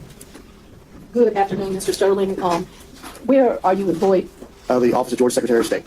All right, and have you had an opportunity to, did you have an opportunity to testify at the special purpose grand jury? Yes, The ma'am. matter that brings us here today. Yes, ma'am. I'm going to show you a couple of exhibits that have already been admitted into evidence. I'm going to ask you very brief questions on them. Are you familiar with State's Exhibit number 2? Yes, ma'am. Okay, and just for purposes of the record, if someone tags you at gabrielsterling.org, do you in fact receive those? If they tag you here, then I'll go back and ask about that. GabrielSterling.org is my old website. I think you're asking I'm about sorry, that. at Gabriel Sterling, yes. Yes. Okay. And also, if someone tags at Georgia Secretary of State, is that something that a member of the Secretary of State's office, to include you, would receive? Yes, ma'am. Okay. And moving on to State's Exhibit number 7, have you in fact seen this post? State's Exhibit number 7. Yes, ma'am. And is that because you were tagged at Gabriel Sterling? Yes, ma'am. Moving on to State's Exhibit number 9, are you familiar with State's Exhibit 9? Yes, ma'am. And is that because it was tagged at Georgia Secretary of State? Yes, ma'am. Is that what allowed are these tags what allowed these messages to communicate with you? When you're tagged, it shows up in your feed of items that mention you, so yes. Okay. And then finally, the last one, State's Exhibit number 8. Are you familiar with State's Exhibit number 8? Yes, ma'am. And is that, again, because you were tagged both at Georgia Secretary of State and at Gabriel Sterling? Yes, ma'am. And do you enjoy being called a piece of fecal matter? No, ma'am.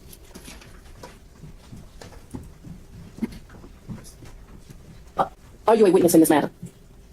Yes, ma'am.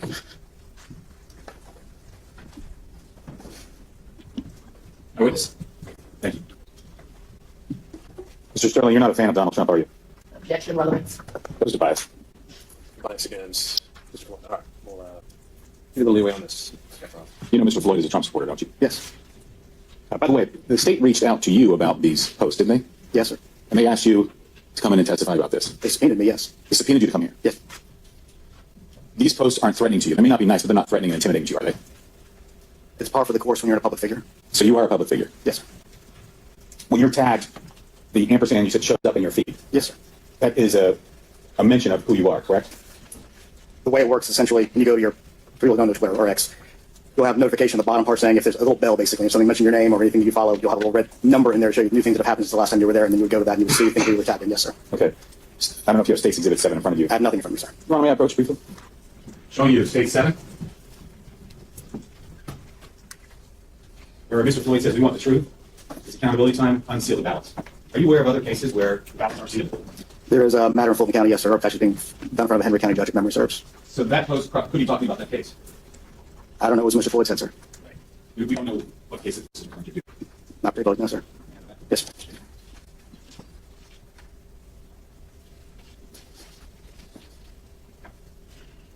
Are you also, you have approximately 67,000 followers on your account? 70,600. 70,600. How many direct messages do you get a day? It varies. Rough estimate? I'm doing more like we could get 3 or 4 a week, maybe, depending. Like right now, I'm going back and forth with the gentleman about something going on in licensing. Okay. And then, how many times a day are you tagged on posts? I have no way of knowing that, sir. A lot. It's common, yes, sir. And it's common that you might miss. You're not paying attention to your notification section every single post that goes through there, are you? When I'm tagged, I generally go take a look at it, yes, sir. But I mean, it's not so overwhelming that I can't, but I don't look at it every day or every hour now. And if you were threatened or intimidated, would you contact law enforcement? If I thought something rose to that level, I would contact law enforcement. And you didn't contact law enforcement in this case? No, sir. No, I have nothing further. Okay. Okay. All right. Thank you, Mr. Sterling. Thank you. Can this witness be excused from subpoena? Your Honor, at this time, we'll call bond. The both. I'm sorry. Bond, both. Spell that for the record. D-U-B-O-S-E. I'm gonna let him spell it as well, just to make sure the state got it right. All right. This is gonna find it.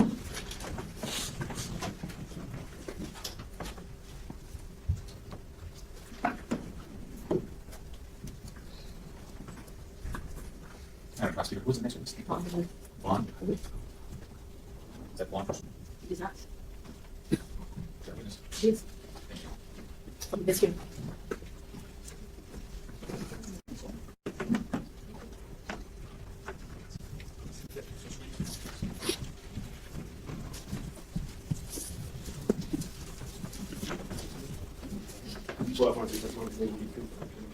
I do. My name is Vaughn Dubose, V-O-N-D-U-B-O-S-E. And, Mr. DeVos, will you please tell the purposes of the record, would you state what your profession is? I'm an attorney. And do you in fact practice in this jurisdiction as well as other? Yes, Do you have a client that is a witness in this case? I do. Can you please state for purposes of the record what your client's name is? Ruby Freeman. I am going to hand you what has been marked as State's Exhibit number 22. Can you tell me what State's Exhibit number 22 represents? Yes, I can. Can you tell us, please? Yes, it's the threat level report that we have a third-party vendor who will monitor online activity regarding potential threats for Ms. Freeman and her daughter and her family. Why do you have a threat monitoring report that relates to Ms. Freeman and her daughter? And what is her daughter's name for purposes of the record? Her daughter is Shay Moss. You also represent Ms. Moss? I do. Is Ms. Moss a witness in this matter? Yes, to my understanding. And in fact, have you accompanied them to proceedings in this matter? I have. Why did you hire this company to do threat assessment on your two clients? Is that something you do for every client you have? No. Why did you find it necessary to do for this particular client? Well, just the level of threats since all of this began for Ruby and Shay have been quite high. She's been listed on death lists. She's been told that she needs to leave her house by the FBI. So we just need to keep an eye on what's out there, whether there are any spikes or flashes in the threat level. So this company has been retained to do that. And in fact, the threat levels at one point prior to this matter was so high she had to relocate her. Absolutely. And that was on the recommendation of the FBI. Yes, it was. Prior to the state contacting you, were you made aware of some comments by a defendant in this case on social media? Yes, it was. What defendant were you aware of making comments as it related to your client, Ms. Freeman, prior to the state ever contacting you? Mr. Harrison Floyd. How is it that you became aware that Mr. Floyd, the defendant in this matter, was making comments about your client? Well, a couple of my co-counsel informed me that there were some comments being made and that we needed to huddle together and have a session to assess what was going on and to determine whether there were any measures that needed to be taken by us or by Ms. Freeman and Ms. Moss. To keep them safe. To keep them safe. And in fact, as a result of these comments made by Mr. Floyd in relationship to this matter, did you call what you referred to me as a spike? Yes. Can you educate the court as you educated me as to what a spike is and why that may cause you some concern as well as the other team that represents her? Sure. So a spike is simply a time at which online activity regarding Ms. Freeman and her name is mentioned at a particular time, and you can tie spikes in this report to actual posts and things of that nature. So I believe this is the report that tied a particular spike in online activity to the tweets from Mr. Floyd. And traditionally, as these things go in this case and with Ms. Freeman, this is the beginning of potential threats. So that got our attention. We were very concerned about that, and we want to make sure we address it appropriately. And so I don't want you to get into security precautions you took, but were in fact some precautions taken as a result of this? Yes. One moment. No further questions. Your Honor, at this time, I'd ask that Exhibit 22 be admitted into evidence. Subject cross? Yeah. State Exhibit 22, you need to clarify some things before it's entry? All right, well, let's start with that. Okay. This is the report that you had put together. The report is generated periodically. Who is Protect Democracy? Protect Democracy is a not-for-profit. And so they're the ones that are generating this report? No. Why are they on here? Are you Jensen Hughes? Is that your firm? No. Why is Protect Democracy here for the date of November 15th, 2020? Protect Democracy is counsel Ms. Freeman and Ms. Moss. Are there also an attorney? Yes. Okay, I'm sorry, I didn't understand. Yes. So this report, all these pages, this isn't all just Harrison Floyd, is it? That's my knowledge. Right. It's other people like the Gateway Pundit, correct? I think I mentioned it. All these posts, all these videos, they're in the public domain, are they not? What post? These videos of Ms. Freeman at the Cobb County station. I don't know if all of them are or not. So you have no idea whether these things are in the public domain already? When you say these things, what are you referring to? Oh, I'm sorry. Ms. Ruby Freeman's videos of her in the Cobb County police station being on body cam that night of January the 4th or 5th, 2021. Okay. And I'm having trouble kind of understanding which particular videos you're talking about. It's All the Cobb County police videos. I don't know that for sure. I don't know if they're all in the public domain. You're her attorney, right? Yes. Charged with protecting her? Sorry? Charged with protecting her? I'm charged with representing her as counsel. So you're representing her as counsel and you haven't researched what's out in the public domain about her? That's not accurate. Well, you don't know whether any of the Cobb County videos are in the public domain, right? Objection. That's not All right, accurate. and also, Mr. Castro, I think the focus here was supposed to be the admissibility of 6 Exhibit 22. That's the Yeah, I'm big sorry, question. Judge. So this also includes other people apart from Harrison Floyd, does it not? Like the Gateway Pundit. The state will stipulate that he's correct, that it is. All right, and again, I think you're getting into argument concerning the document, not necessarily its authenticity. I'm not going to authenticity, but actually to relevance, because they're putting this in for stats in a spike, but they've included not just Harrison Floyd, but influencers on social media that have millions of followers. And I think that goes to its weight, not its admissibility. So I'll admit 22 over objection, and you can go from there. Okay.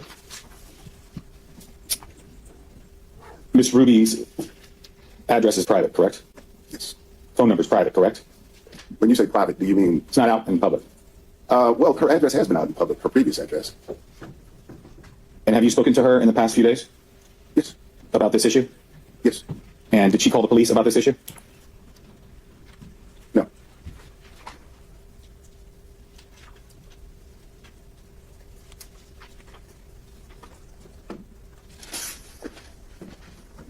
So Ms. Freeman also has a lawsuit against the Gateway Pundit, does she not? That's correct.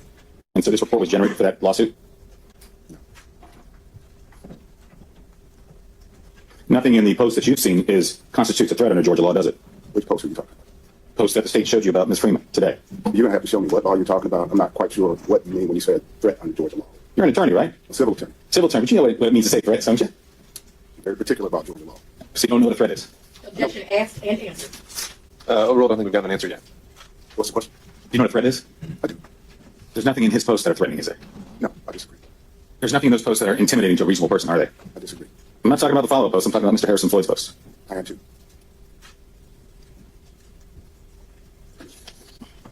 The threat level on this report doesn't show that the spike came from Harrison Floyd, does it? It does. It shows the spike came from a conglomeration of sources. Have you read the report? I have. Judge, I have nothing further. Any other questions for this witness from the state? Okay, thank you, Mr. Boyce. Thank you. That includes witnesses for the state, and we do have some argument we'd like to make. Of course, Ms. Willis. Any evidence on behalf of the defense? No, Your Honor, you don't need. Okay. Sure. You want to adjourn? Yes, that's fine.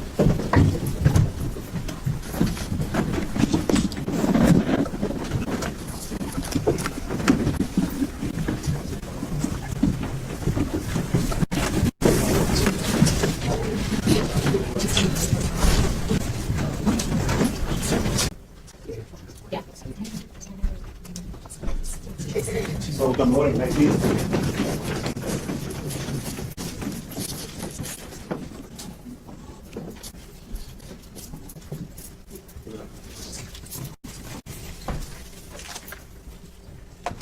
You still on? Okay. All right, we're back on the record. Ms. Willis. I'm waiving evening closing now. Whatever they're doing from here. All right, the state will still have the burden for revocation, so we'll turn it over to the defense. Mr. Kaczmarov. After Your Honor, may it please the court.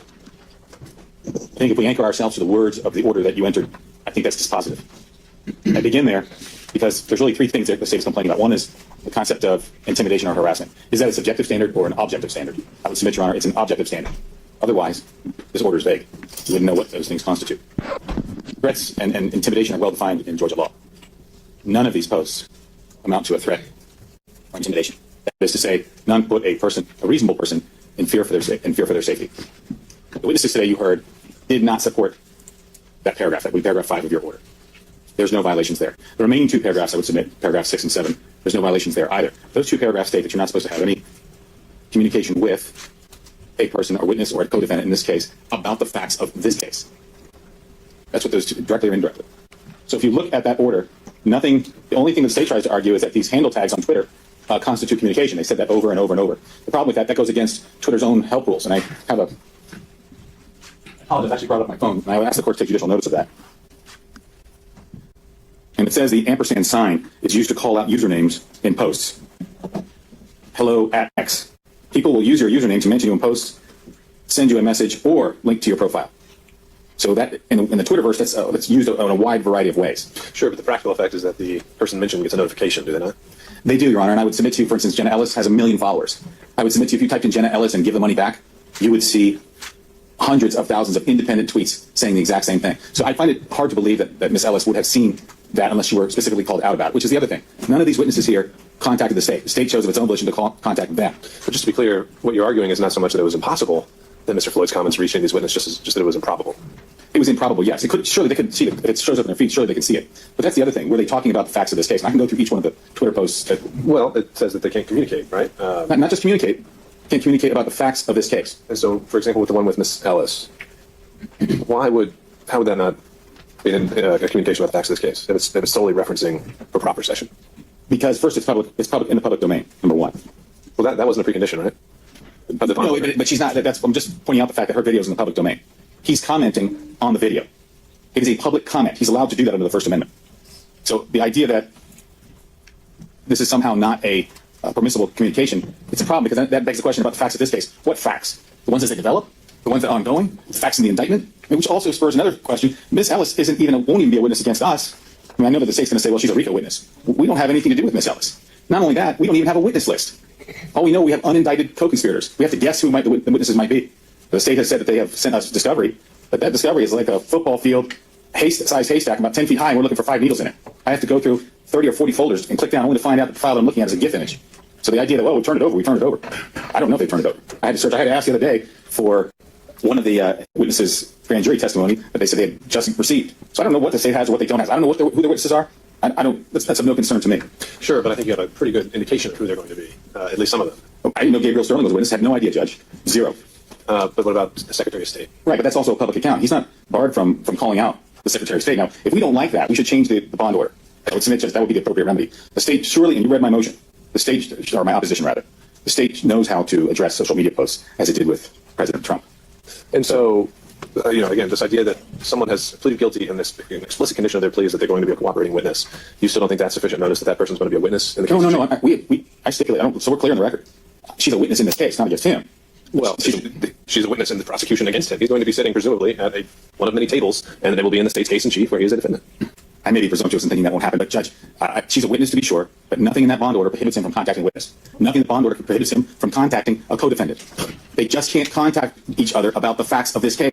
They can call him and say, hey, you want to come over for dinner tonight? As long as we don't talk about the facts of the case, they can do that. That's why I pinpoint those words. Communicate with. That's the other part of this. It's not simply to shout out into the Twitterverse. That's like going to Mercedes-Benz Stadium and being on one side, and Miss Ellis is on the other side, and they're in the middle of an Atlanta Falcons game, and he yells out, hey, Jenna, give the money back. If she happens to hear it, and maybe the crowd starts chanting, give the money back. She's a public figure as well. 1 million followers, Judge. 1 million. She wasn't worried. She didn't know anything about it. She didn't reach out. So we're not contending she's not a witness. The thrust of this is collusion. Are you getting together with other witnesses to change stories? I don't see any other purpose for those paragraphs 6 and 7. So I would submit, Your Honor, if we pay attention, if we're faithful to the text of the order, paragraphs 6 and 7 are clear. Communicate with. Not communicate to, not say something about, because that's what this really amounts to, say something about. You heard Assistant Chief Hill, I believe his testimony was, he didn't know what was in the mind of Mr. Floyd. Mr. Sterling contended that one of the posts, or he agreed, one of the posts he wasn't even sure what case it applied to, but he knew there was another case pending that had sealed ballots in it. So yes, when you're tagged, it shows up in your feed. But like I said, Judge, you're not required to, it's not a requirement in Twitter. I post things all the time where I will put an @ symbol. Do I think that the other person might see it? It's possible. I don't care. I want to post. It's a political forum. That's the whole purpose of ideas. I mean, you find something offensive, you don't have the right not to be offensive. I mean, in order to think, you have to risk being offensive, do you not? So, yeah, just taking that point, I just want to focus here. I think maybe the Twitter aspect of this may be confusing it, but what would be the functional difference of Mr. Floyd having just written a letter and mailed it to him and assuming that Ms. Ellis gets 1,000 letters a day? Because that shows his intent. His intent is to make direct contact. There's a mechanism in Twitter for direct notification, direct contact. You can send a message directly to the person, as opposed to the Twitterverse, the forum, the public forum, putting out a political message, a political opinion. He can do all of those things. He can say, I'm innocent. I didn't do this. Now, is he talking about the facts of this case? Well, I'm sure the district attorney will try to use this stuff at trial, perhaps. But Harrison Floyd has never said that anything against Ruby Freeman. By the way, Ruby Freeman doesn't even have a social media post, and I want to bring this report up. I would encourage you, Judge, to look at page 2. A majority of these mentions related to commentary about the latest post from the Gateway Pundit regarding Ms. Freeman and Mrs. Moss's alleged participation in election fraud. Her attorney said this report was about his posts. But I don't see how you can compare the two. Gateway Pundit has a slew of followers. His Twitter account is 25,000 people. Not 2 million, not 3 million. Not the million that Jenna Ellis has. Not the 75,000 that Mr. Sterling has, or the 114,000 that Ms. Willis has on one of her accounts, and however many others she has on her other account. A lot of this has to do with being in the public domain as well. Nothing in any of the posts that he wrote about Ms. Freeman show any threats of intimidation. They are merely statements that he is claiming, I'm innocent, I haven't done anything wrong. Which is why I said in my motion, or my opposition rather, that this court should be faithful to the text of the bond order. If we have an issue with it, Judge, we're very amenable. You heard my co-counsel say earlier, all they had to do is call us. Mr. Floyd has come back to Georgia voluntarily. The first time he turned himself in, he was put in jail. Wasn't able to get a bond hearing until Your Honor got involved. You got back and were able to get him a bond. He appreciates that immensely. He came back today just because I told him to. He's a law-abiding citizen. Yes, there are some other things pending, but that has nothing to do with this hearing. Zero. If the court tells him, look, I want you to tone it down, I don't want you to mention Ruby Freeman, he'll do what you tell him to do. It's not, at that point, it's not about a First Amendment argument. We'll let that go, Judge. If his rights to speech are in jeopardy versus his freedoms and liberty, his personal restraint, Judge, he's going to opt for his personal liberty. So I would submit, Your Honor, that this whole tactic is somewhat of a retaliation. If you look at when the motion was generated, I believe the motion was generated on the November 15th, just after this court's hearing, because we received it 2 hours after the court's hearing, the protective order. Ms. Willis was in D.C. She personally signed the motion, but they put her signature on it. She was attending an event with the Women's Summit and also a fundraiser. But the reason why I say it was cobbled together hastily is because Jenna Ellis's post is on the 13th, and she says she saw it a couple of days later. Well, I would submit, Your Honor, that the awareness of that was raised to her by the state. I just don't see a million followers how that could happen. And so with that, Judge, I would just check one thing here.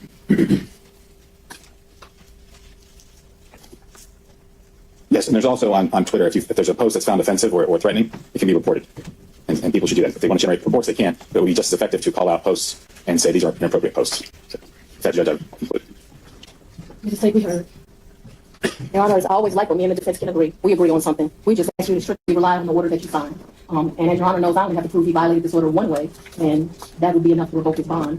So I'll lead you to number 7 that says the defendant shall not communicate in any way, directly or indirectly, about the facts of this case with any person known to him or her to be a witness in this case, except through his or her counsel. It's clear they signed it, they understood it. Now I'm going to take some time and go through a PowerPoint. I didn't ask any questions today to offend you. I asked you because of the absurdity of their argument. My team asked me to tone it down because I referred to it initially as lunacy, and they asked that I refer to it as absurdity. I would submit you can use either adjective. Put it, please. I need a swing, sir, Your Honor. Which account is joining? What account is joining? It's on.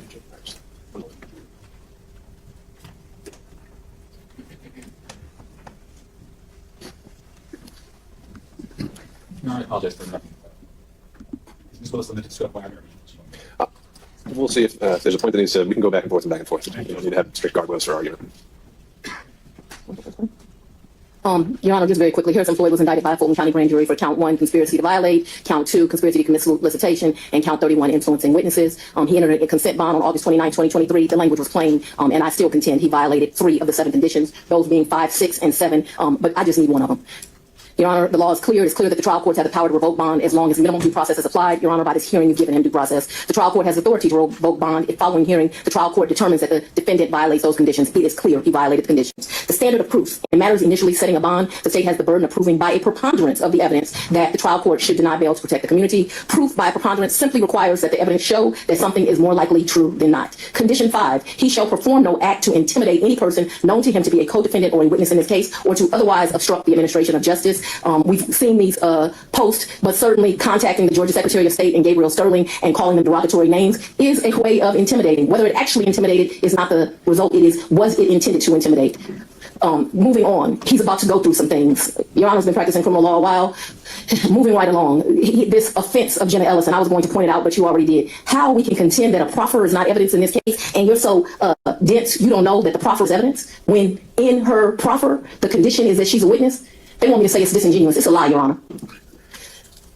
This is Jenna Ellis. It's already Exhibit 23. I saw it a couple days after it was posted. Yes, I believe it was meant to both intimidate me. So does everyone else in the world who saw it. And to harass me and also encourage others to harass me. That is common sense, but the witness has told you that is what she feels about it. Also, the negative comments that once again that Ms. Freeman has had to endure now for multiple years based on lies, he made sure that we're right back in that posture. And it's unacceptable.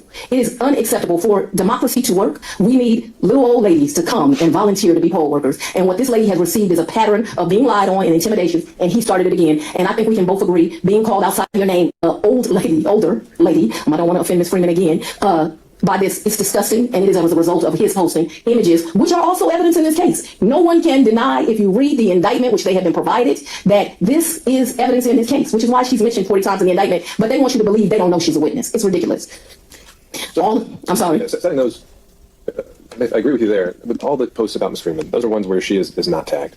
And so I know that we have Stacey Exhibit 22 showing that there is a reaction just to simply mentioning her.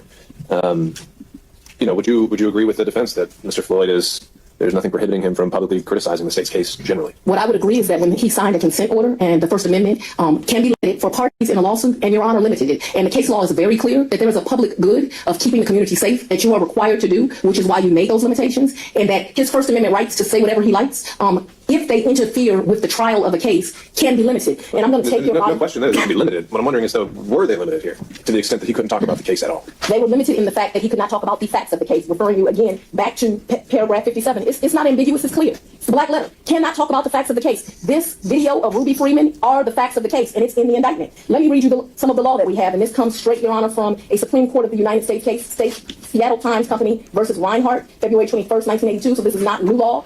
In the footnote, parenthetical 12 of 1718, although litigants do not surrender their First Amendment rights at the courthouse door, those rights may be subordinated to other interests that arise in this setting. For instance, on several occasions, this court has approved restrictions on the communication of trial participants, which he's a named defendant, he clearly is, where necessary to ensure a fair trial for a criminal defendant, which this could have impugned not only his rights, but his 14 co-defendants still remain with him. Also, Your Honor, it says in that case, in the conduct of a case, a court often finds it necessary to restrict the free expression of participants, including counsel, witnesses, and jurors. Your Honor, you restricted it when you signed this order. Not only what makes this so disgusting is he consented to this order. So this wasn't even put upon him. He agreed to this order. They want to tell you about 5 days. Those were 5 days he chose. They know that we tried to work with counsel, but that's irrelevant. He was given the benefit of the doubt. He was treated like every other defendant, although he had an open case. He was given an opportunity to cooperate with the rules of this case. And what he really did was spit on the court and refuse to oblige by 3 of the 7 conditions of this bond order. So no, he does not have the right to communicate about facts of this case with witnesses, which he did with Jenna Ellis, which he did with Sterling, which he's very well aware of and was served. And it is not the state's fault if the defense is unprepared, which was their argument. We're unprepared. We don't know what's in the discovery. Not my problem. How's he communicating with Ms. Freeman in this post? When you put something on a social media page that's reviewed by 400,000 and you put it in an open space, you have the ability to indirectly communicate with Ms. Freeman when you put it in the public space. Perhaps they could have some sincerity in that if he had a closed page that was not watched by many. Do you understand what I mean by a private or a closed page? That is not the status of his post, which is why close to 500,000 people saw it. Again, response, mentioning Jenna Ellis. Again, I guess they want you to believe they don't know Jenna Ellis is a witness in this case. On and on, Your Honor, and you have it. And again, I don't want to waste your time. And the response is just what you could expect. Ms. Ruby needs a bodyguard or she's going to get Epstein. This is a direct result of his conduct, which is why you, as the trial court, have a duty, and in fact did your duty, to keep witnesses in this matter safe. Moving right along, if she'll live to see this day, there's no denial that as a result of his conduct, a witness was put in greater harm and greater hate was spewed against someone that's had to go through this for 3 years. Condition 6, he shall not communicate in any way, directly or indirectly, about the facts of this case with any person known to him to be a co-defendant in this case. I guess they want you to believe they didn't know Jenna Ellis was a co-defendant. You can look at the post, it's part of the record in here. Jenna Ellis again saying she saw it, which means there was an indirect communication with him. Your Honor, I just need to prove he violated the order once. He knew what he was doing. They signed this order. They agreed to it. There was a good reason to have an order with these conditions. And what we're really here to decide today is, does this order mean something or not? He doesn't get oh, I'm sorry, after I've already intimidated the witnesses in this case. It's too late. You should not have done this. You knew it was against the rules. You put someone in danger as a result of doing it, and now you need to be held accountable for it so that we can make sure that all of the defendants in this case get a fair trial and that witnesses are kept safe. Moving right along, Your Honor, you'll have all of these in your communication. There was some debate, again, lunacy and absurdity, that we don't know if this is Harrison Floyd. Your Honor can look at the post and see his image tying this to him. Jenna Ellis, again, in these posts. Authority of the court. Bonds in both felony and misdemeanor cases may contain conditions so long as the conditions are reasonable under the facts and circumstances of the case. I would suggest the conditions you gave him were reasonable, which is why they signed up to them and agreed to them. And Your Honor, it is not, we limit Fourth Amendment rights all the time in giving bond orders, giving someone the right to search. Same thing with First Amendment rights. Authority of the court. One of the court's functions is to balance the defendant's rights with the interests of the public. The public is Ms. Freeman, who served, keeping her safe. The public is also Ms. Jenna Ellis. The public is witnesses and jurors who will come and testify. Here, the bond conditions are not arbitrary and capricious because the conditions are a reasonable response to the trial court's functioning of balancing the defendant's rights with the public's safety interests while avoiding the intimidation of prosecution witnesses, which was the exact purpose here. But Your Honor doesn't have to find it was intimidating. You can say, you know what, calling witnesses pieces of shit, it don't even matter. I don't find that to be intimidating. Do you find they communicated? Do you find that they communicated with co-defendants? Do you find they communicated with witnesses? If you find that, then you find that he violated the bond order, and you have to decide, do we have an interest as a society in keeping witnesses in this case safe? Do we have an interest in this case of keeping the other defendants from having a fair trial? Authority of the court. Although litigants do not surrender their First Amendment rights at the courthouse door, those rights may be subordinated to other interests that arise in this setting. For instance, on several occasions, this court has approved a restriction on the communications of trial participants, which he is, where necessary to ensure a fair trial for a criminal defendant. There are other criminal defendants in this case. In the conduct of a case, the court often finds it necessary to restrict the free expression of participants, including counsel, witnesses, and jurors. Again, the cite for that is Seattle Times versus Reinhart, 467 U.S. 20, 1984. Defendant Floyd violated his bond, and it should be revoked. OCGA Ayala sets out 4 factors a court must consider when setting a bond, including he violated 3 of the 4. His rhetoric poses a significant threat or danger to witnesses in this case in the community. He poses a significant risk of felony committing trial. He poses a significant risk of intimidating witnesses and otherwise obstructing the administration of judges. The absurdity of the defendant's argument. Defendant falsely claims that he does not know who the witnesses are. Your Honor, that's just a lie. It's just a lie. There's no other thing to call it. You're not aware of Jenna Ellis as a witness? So I know that it annoyed you to ask that question, but I wanted you to see in their own motion, they know she's a witness, and they should not have told you that. Defendant Floyd in his own motion refers to Jenna Ellis as a witness. Defense motion, page 8, line 9. Defendant Floyd in his own motion refers to Ruby Freeman as a witness. More absurdity. In indictment number 231888947, Ms. Freeman is mentioned 40 times, but putting the defendant on notice, she is a witness. In indictment number 23SC18947, Secretary of State Raffensperger, who he tags, is mentioned 4 times. I think that puts them on notice that he's a witness. The defendant has the witness transcripts of the Secretary of State, Ms. Gabriel Sterling, and Ms. Freeman. They are aware with these witness statements that they are witnesses. Defendant states in his motion affirmatively that Mr. Floyd's post did not stir the pot against Ms. Freeman. Really? You saw the post. It absolutely stirred the pot. And so for them to put that in their post when they saw, as he called them, the ugly, racist, violent comments, that is a direct result of his conduct. However, a cursory review of the response to Mr. Post show that this to be another lie. Ms. Ruby needs a bodyguard or she's going to get Epstein. Ruby is, if she lives till a trial. I'd love to see her daughter in the slammer, 2 corrupt losers, up into it, bury this under the jail. Ruby should be in prison. She's a racist. Because he's the one that says she's afraid of white folks. Racist pig. It's no question that that is not true. Dirty damn rats. All of it is untrue, so they should not have stated it in their motion. Defendant wants this court to believe when you tag someone in a post, it does not notify them. The entire purpose of tagging someone is so it hits their feed and they see the post. Take judicial notice of that, Your Honor. You don't even have to, though. You have witnesses testify to it. They make this silly argument because it is clear that it's communication in violation of the bond order. They know it's communication. I submit to you it's direct communication, but it doesn't matter. If it was direct or indirect, he violated his bond order. In 2020, Ms. Freeman and her family members were intimidated by people as a result of her name being disclosed on social media, and it is this intimidation which Mr. Floyd was indicted to represent to the court that his recent post of accusing Ms. Freeman of the exact same things that were done before and indirectly targeted Ms. Freeman is absurd. Defendant wants us to court to believe that the last thing Mr. Floyd wants is for Mr. Freeman to form an impression he's somehow against her, except his post show that. Yet it is Mr. Floyd accusing Mr. Freeman of his post of being a fraud. Your Honor, all we're asking you to do is exactly what the defense asked you to do. Read the court order, look at the evidence. He violated this court order. It is unfair to those witnesses that are just coming, first to do their public duty as an election worker, and second to do their public duty as a witness. And there are real consequences for allowing defendants to intimidate witnesses. Your Honor, we're asking that his bond be revoked and he be remanded today. All right, I'm going to allow the state the last word. Mr. Castro, if you have a few other points you want to make. Yeah, I'll be brief, Your Honor. Your Honor, as you know, I've not ever contended that Ms. Ellis isn't a witness or that we didn't know she was a witness. I'm not sure where that came from. My motion said, our opposition says she's a witness. We admit that. The state's argument is that anything on social media posted about, that Harrison Floyd posted about this case is automatically an indirect communication, if not a direct communication. That's absurd. And that's where we're running into trouble here. Judge, I would submit you focus in on one particular tweet, which was Jenna Ellis, and I want to go back to her tweet. That tweet is a shout out to the Twitterverse at large. Yes, I think it walks up close to the line, but if you understand the world of Twitter, or X as it's now called, that's not how people communicate. It's a very ineffective way to communicate. If he really wanted to communicate with her directly, he would have simply sent her a notification and called her a liar or whatever. And he could have even called that out. That would have been a clear violation of the protective order. The other point that the district attorney made was that, oh, we said we didn't stir the pot. Yeah, we didn't stir the pot. You see, the district attorney stirred the pot. They've been stirring the pot since he got arrested, Judge. From the very first occasion, I never got a call about Mr. Floyd getting bond. Rather, I have Ms. Willis and Mr. Wade apparently recorded my colleague up in Maryland, which, by the way, it's a 2-party state. It's a felony to record without permission out there. They recorded my colleague, and he said, I don't know anything about the bond. I was handling his case to come here to Georgia. So this idea that he's been given all these chances, et cetera, I think that's hogwash. Now, this idea, though, we didn't stir the pot. All the evidence that you have, the views, they are wholly dependent, Judge, when they were captured, when you looked at Twitter, and when you captured that image. When they filed this motion to revoke bond, just like when they filed the motion for the protective order, if you recall, Judge, I was in court and I said we had gotten numerous calls from the media that they were pestering us, and you said, well, we should all expect some of that. And I agree, we should in this case. But this is not exactly right, because when they file a motion to revoke his bond, they're all in the back watching us. When they file the motion, it immediately causes a spike and everybody starts searching everything. So they can't use that as evidence against Mr. Floyd. I think that is absurd. The other thing I would leave you with, Judge, I really believe that the words of this court order are pretty clear. And I think the only thing that you have to discuss or to analyze today is whether you believe he was communicating with Jenna Ellis in that one post. I think that's the only issue that you are faced with, because it's an indirect tag. Now, it's not an indirect communication, and as I've said, the Twitter help file is just dispositive on that. It's a shout out to the Twitterverse. Could it be used as a direct communication? Well, indirect. I'm sure it could be used as an indirect communication. But if you search yourself, Judge, and look up Jenna Ellis and send the money back, I think she raised over $200,000 before she entered her plea, you'll find hundreds of thousands of posts telling her to give it back. Now, maybe she was directed to Mr. Floyd's at some point by the state. I don't know. We don't, and we should not, chill speech. He has the right to make political speech. He has the right to talk about the facts of this case in Twitter, as long as he doesn't communicate with another defendant or witness.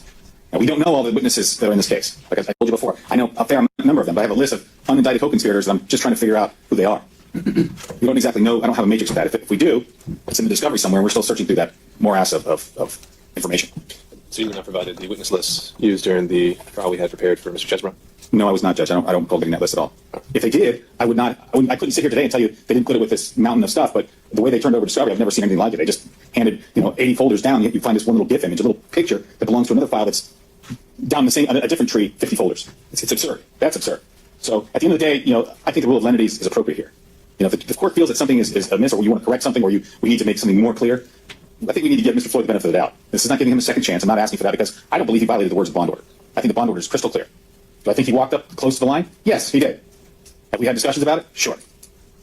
But in terms of the last part with the 13th and 14th, when we were accused of, quote, leaking a video, that video wasn't leaked. There was no protective order on any of those proffer videos. That wasn't even a leak. Yet Mr. Floyd's November 13th and 14th posts are responding to that purported leak, because the district attorney absurdly put in a typo from my colleague where he said, "We are the source of the leak." And he then sent another email back pretty quickly that said, "We are not the source of the leak. I'm sorry, that was a typo. I typed too fast." They did mention that it was a typo in their motion, but they only included one email. The press picked up on that one email, and things started to go crazy. That's the nature of this case. So if we're going to limit speaking, every time Ms. Willis goes to Washington, D.C. and attends one of these events, we get spikes in Twitter. At the same time, he was making these other comments. That's when she was in D.C. at these events. So the words of the court's order are clear. The burden has not been met by the state I'm positive the burden has not been met for the concept of intimidation. That's a legal definition under Georgia law, and it requires one to be objectively and put in reasonable fear of harm by the words that were spoken, not by responses, not by any of that stuff. And then with respect to the last two, paragraph 6 and 7, you won't communicate with. It's alongside. I won't go to this man and say, "I communicate with you. I want to talk to you," as opposed to me addressing you here, knowing full well he can hear me, and saying, "Well, John Morrison is our co-counsel. I'm not communicating with him, but he can hear it."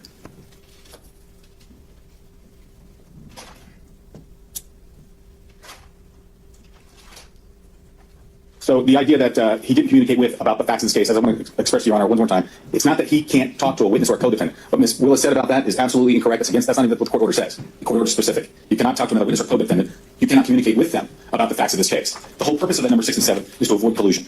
That didn't happen here. What we have here are First Amendment issues. If you want to curtail, I would submit, Your Honor, we should adopt what the President's bond conditions, where they explicitly mention the First Amendment issues on Twitter, because the President is known for that. So if they felt that this was included in his bond motion, they should have put it in there. They had the opportunity to do that. Thank you. You're not going to be long. The bottom line is the defendant didn't respect the order of his court, violated it. If you have questions about intimidation, don't go to that paragraph. Go to paragraph 7. Although you have a witness, Ms. Jenna Ellis, telling you she felt intimidated, and Von Du Bois, who represents another witness, telling you that his team, to include his client, interpret that as intimidation. But you don't need it. All you need is paragraph 7, which says he's not to communicate. This notion that tagging someone doesn't get a message to them is really lunacy. All right. I'm going to compile my notes, and I'll be back in time. You can hold in place.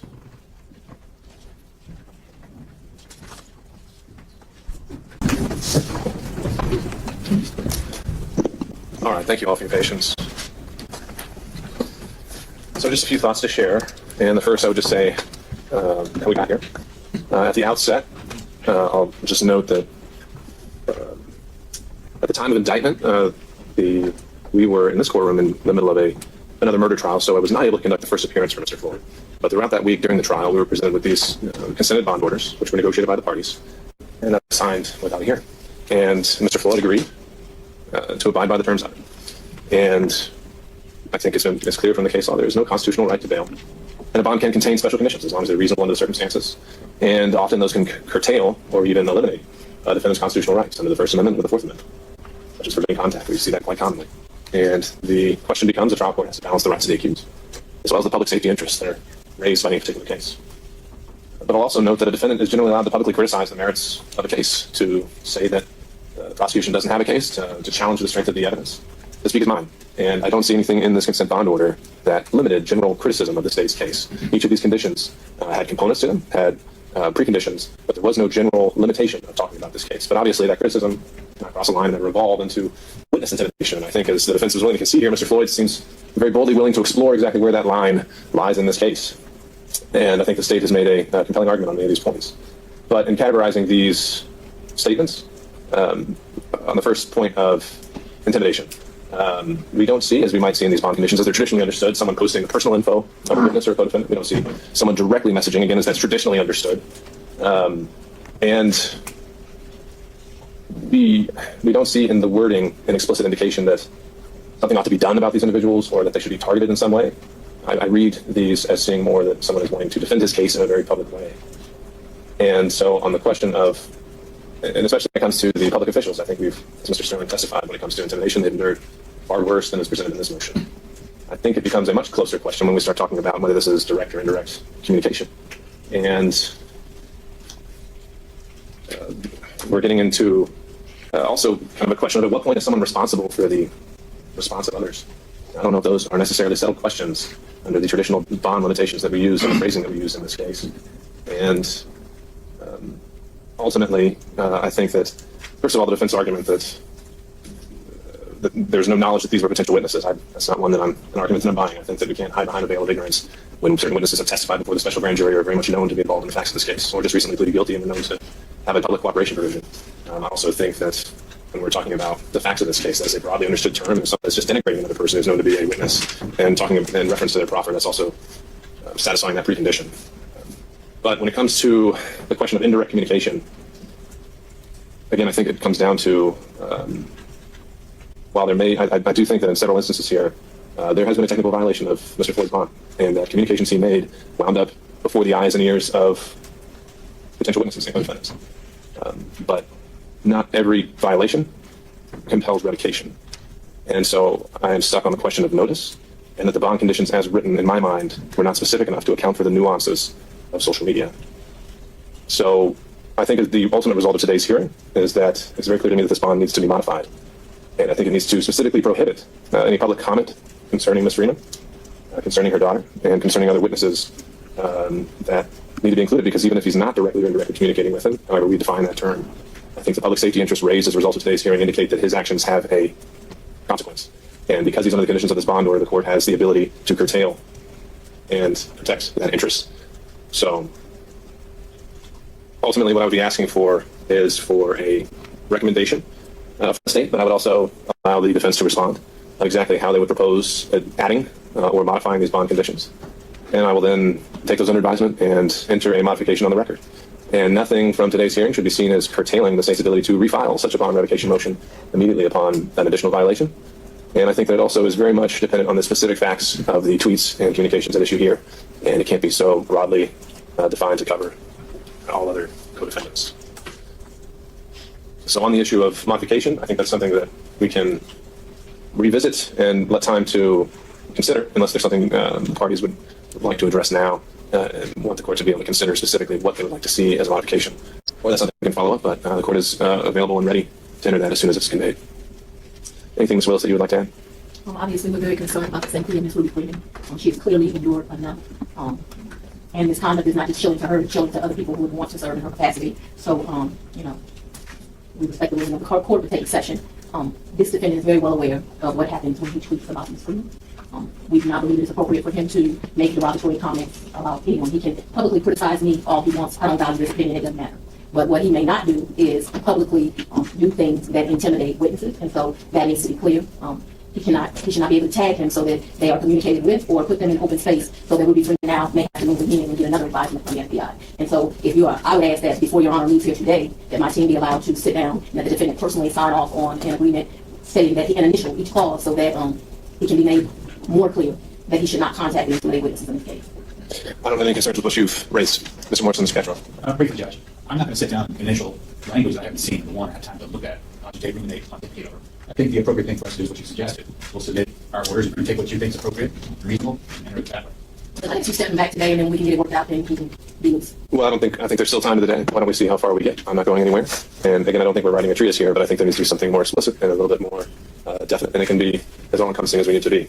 And if we need to go back on the record about that, we can. So how about I will check back in with everybody closer to 5, and we'll see where we are. And if we need more time, we can take more time. We do have several rooms. I think the state could use the jury room if they'd like to, and we can find a side room here if we can unlock that for you. Get these guys out. All right.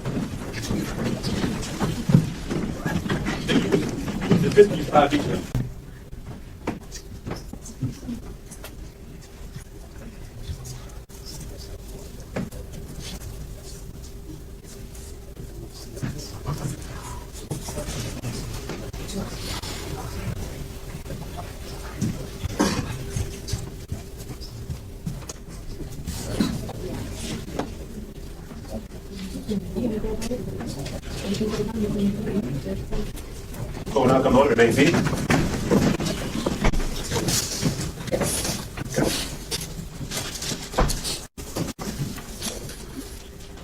All right, we remain on the record, and I've been provided with a proposed modified bond order for Mr. Floyd by the state. And was there anything for me to review from the defense? Yes, Your Honor, I didn't think you see that order, but we have one.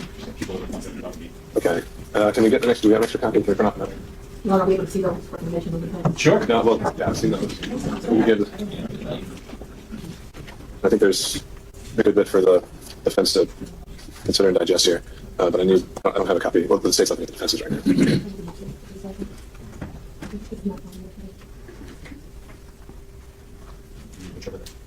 No, we don't.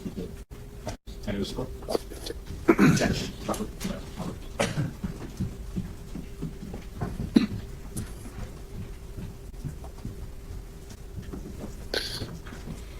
Did the defense get a copy of the state's proposal? Okay, that's going to take a minute to review. So while you're doing that, and we might still just need to wait until we can actually discuss this in depth for a few minutes here. But I'll just note for the record, the defense proposal here is handwritten that says no tags, no DMs, emails, texts, or calls. No Ruby or daughter, but can respond if Ruby says something about Harrison. State provides a comprehensive list of witnesses, but Harrison can respond if mentioned by a witness. No statements by the state that criticizes Harrison.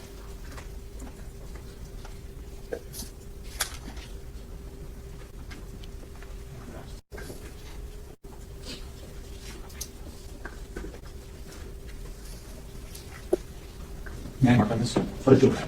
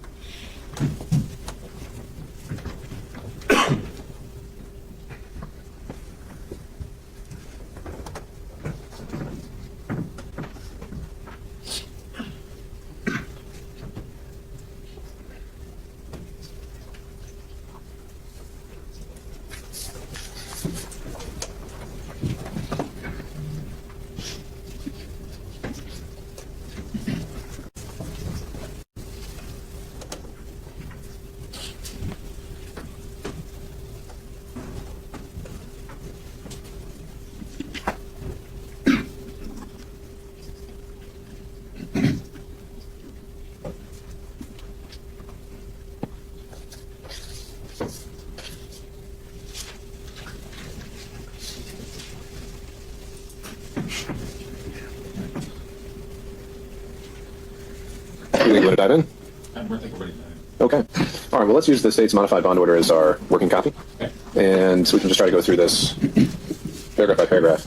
As I read it, 1 through 9 on the first page are essentially duplicative of the original bond order. Any concerns with 1 through 9? Yes, Your Honor. Specifically, I don't believe number 2 and number 5 were included in the original bond order. Those two are different. He has to report. I don't know if I brought my original copy. The only reason I said it is he does report now. So. Yeah, that one doesn't. That's my mistake. Yeah, that's not okay. Yeah, that's not an issue. Okay. I just don't have to have him travel back and forth monthly. Okay. And then number 5 shall have no contact. That's different than the order. Sure. I don't think that's appropriate. The issue here is solution. The issue here is he should be. We don't want to make statements that would inflame folks one way or the other to go after somebody that the intimidation has to do it. So I think a no contact order, almost like a protective order, I think that would be a little bit extreme. If the president were to call him, he couldn't talk to the president because it would be a no contact order. The president's order doesn't have no contact. I think there needs to be some kind of carve out. Hold on a second. Just remember, y'all, we're on the record, and so we need to make sure that we're speaking to the microphone because our court reporter is remote. Okay, so just to note, so originally we had as shall not communicate in any way with any person known to be a witness or co-defendant except through counsel. So now that has essentially kind of been consolidated to make it very, very clear there's just no contact with any co-defendant witness or anyone specifically named. We believe this is in Defendant Trump's motion, if you want to pull it as part of your record. President Trump. Mr. Floyd, it's not your turn. So it's in the co-defendant's bond order. The co-defendant's bond order. All right, so Mr. Kasparov, is there a specific witness, co-defendant, or person in the indictment that you think there should be a carve-out for? Well, first of all, for those that respect counts 30 or 31 for sure, that would be Ben Stephen Lee, that would be Trevion, Cooley, and unindicted co-conspirator number 23, who we believe to be Harrison Douglas. All right, but just so I'm clear beforehand. Remember, there was no direct or indirect communication about the facts of this case. This is absolutely no contact, period. Sure. So that's the difference. I just want to make sure that that's what the court wants to do. And so you're saying that the difference here and what's needed is that Mr. Floyd should just be able to casually keep in touch and stay up to date just on a social level with these three individuals? Just not, no, I mean, But it's not about the facts of the case? I mean, are they Friday? Were they personal friends before this indictment? No. I don't understand the difference now. No contact versus communicate. What does that mean? I think it's just making it very explicit. No contact. Can't shake his hand. You know, there's no contact. Oh, that wasn't in there before. That wasn't any part of the allegations of the state. I would object to that going in. I think that's just a bit onerous for the occasion. Well, onerous in that, how does it change what he's already been doing the last, what are we now, 4 months? Because I understand your point. What I'm saying is so it's communication contact. Because if it is, we're getting conflicted in the court. You know, I could say there's, sure, I could see that there's some overlap with 5 and. If there's a specific concern, like you don't want him to be contacting Ruby, fine. Don't contact Shay, fine. I don't know that we're not interested in contacting those two folks. Your Honor, may I speak? It is typical in bond orders that co-defendants are not allowed to contact each other, and they are clearly co-defendants in the case. And so this is not an unusual request. All right. Just wasn't before, so. Sure, noted, but it is a very standard condition, and I would say safe to say almost every single case. That being said, I do wonder, is there any need now to have 11, 12, or 13, or do we think 5 pretty much swallows those? Your Honor, we want to make sure there's no misunderstanding here, and so we'd rather you make it perfectly plain. If you think it's unnecessary, I certainly don't want to back here in 2 weeks because it was unclear, contact, communicate, so we think both adjectives are necessary since. All right, Mr. Gattro. What this does is effectively muzzle him from saying anything. Nothing about the case whatsoever. And I think that's not appropriate. I think we understand what the issues are. He can't, according to this now, he can't even say anything on social media. Well, where do you see that? So now I guess we're getting more into the more substantive new additions from the state. Like number 10. Number 10, we have. I'm adding the contact provision in that as well. The defendant shall make no public statement of any kind concerning any co-defendant or witness in this case or concerning any person specifically named in the indictment. So beyond witnesses, including himself maybe. That's the other part of this. This shall include, but is not limited to, statements in books, statements in newspapers, statements in magazines, statements on television, statements on radio, podcasts, YouTube, Rumble, or any other commercial or self-published media. I think that's not appropriate. I think that's not designed to remedy what they complained about originally. I handed you a list that I thought was a short list because that's the remedy that we thought the court would employ. So I have a problem with that. And then the second one is number 14. It's just way too restrictive. Condition, this says bond condition. The defendant shall make no social media posts of any kind, whether public or private,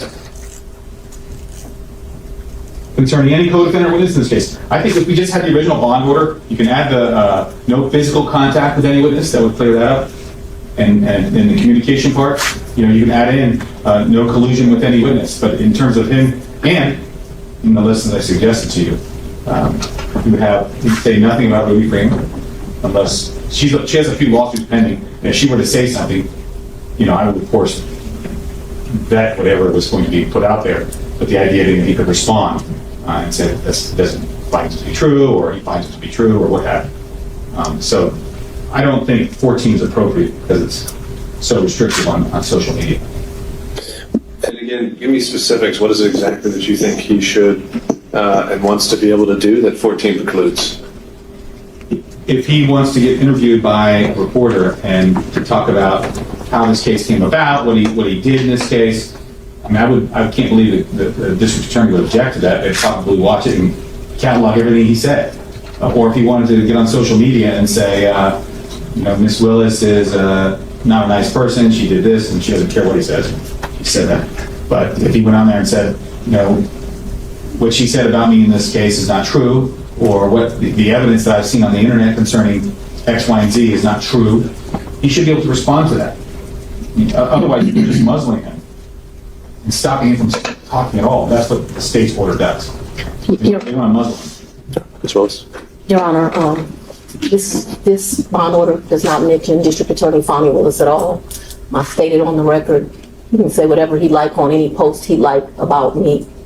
I have no value for what he says, and I'm threatened every day anyway, so that he posts and I get threatened for more, that'll be what it is. I've learned to live with that, and I am a public official, and the voters elected me here, and I put myself in this position. That does not give him the right to contact co-defendants or to intimidate other witnesses, and quite frankly, it's really in the defendant's interest to shut his mouth about this case because it can and will be used against him. She shouldn't be complaining that he's talking. So The complaint is the harm that it does to the witnesses and the victims and the community. I got you, but there's We're going to take turns. And the one thing that flagged to me, though, was whether this is going beyond the facts of the case as well, because one of the conditions here in 10 is shall make no public statement of any kind concerning any co-defendant. And so essentially, does that mean the expectation is Mr. Floyd, who apparently wants to be a very active voice publicly, does that put him on the sidelines if he wants to participate in dialogue about the 2024 election? Is that intended? No. Because one of the co-defendants would be a candidate in that election, and if you mention the 2024 election, is he not mentioning that co-defendant? We'd like to add the sentence, he can promote defendant one as a candidate. I guess what I'm getting at is before it was tied to kind of the facts of the case, and so it seems like we've gone a different direction in this one. And what we can also do is again, this one is more of a broader order. If we need, I would feel comfortable signing this right now as a provision to get us through today and through the foreseeable future. And if we need to come back and consider argument to modify, we can do that. I don't really see the harm in having such a blanket restriction in place for the next week or two. Your Honor, the only thing that we would ask, because we want to make sure that they read it, is in exhibit number 16, provision number 16. That is something affirmative he needs to leave this courtroom and do. 12 hours we believe was generous. I don't see why it can't be done in 30 minutes, but we wanted to do that. So I wanted to bring 16 to your attention. We have no problem, although 12 hours is a bit extreme since he lives in Maryland. He's going to be traveling for the next several hours to see his family. We've got the holidays coming up. You're not going to have any trouble with that, Your Honor. He's going to be deleting those posts. That's not an issue for us. Well, I mean, theoretically, he could just go in the next room, and it doesn't take very long to delete a His post. phone is actually in the car. Okay, but I wasn't sure if you were allowed to bring phones in, so. yeah, I don't think deleting a post is all that onerous. So, bottom line, am I hearing there's no defense objection to 16 as written? No, I have no objection to that. Okay. All right. I think that again, too often I think we run into problems when if we all collectively are rushing. So I'm fine to sign this as is today, and I would be happy to entertain a second modification once we've been able to digest this, to consider it, and we can either hear argument, or we can do it through briefing, or we can even just do it through email. So, Respectfully, Judge. sir. Why don't we just have a one-line order until the next hearing? He stays off social media, period, until the court has a chance to get the order. That's fine with me. Well, this goes a lot further than just social media. And again, I think this is a comprehensive order. But I also still want to respect the general, again, like as I mentioned before, a defendant's general right to criticize and to proclaim his innocence. And also to I don't see how he have, does that here. well, and that's what I'm If saying. you're telling me you can do that, Well, under the terms of this order, he can do it without mentioning co-defendants, witnesses, or unindicted co-conspirators. So it'd have to be in broader terms. If we can fashion language that is more of a carve-out, we'll work on that. But I think for now, in the short term, based on what we learned so far today and the prior history, at least for the next couple weeks, if not a week or two, it'd be this. okay. Thank you, Your Honor. May we be excused? And we also, Judge, one more thing, I'm sorry. Can we get a witness list? A full list with no unindicted co-conspirator, number 23, unindicted co-conspirator. I don't know who those people are. It's in his discovery, but we'll point him to the right page. I think the indictment, co-conspirators had already been disclosed, as I They have understand it. been disclosed, Your Honor. All right. We haven't gotten copies of that list, just so you know. All right, I'll let the parties work that out. But for now, Mr. Floyd, you have a copy that's been provided by the state of this modified bond order. I'm letting you know that I'm signing it as written by the state. And it may be modified again in the future, but for now, everything in this bond order is going to be in place upon signature, and you'll be expected to abide by it. Is that understood? All right, thank you, Mr. Floyd.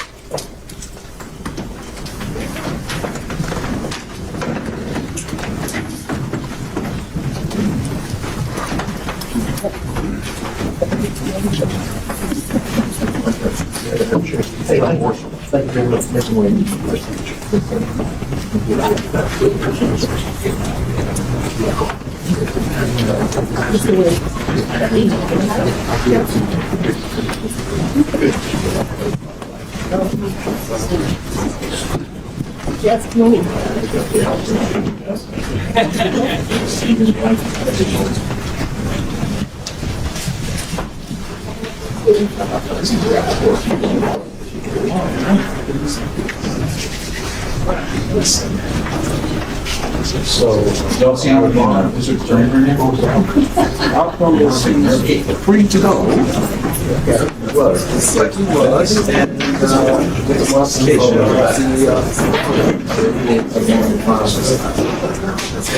that's a whole lot of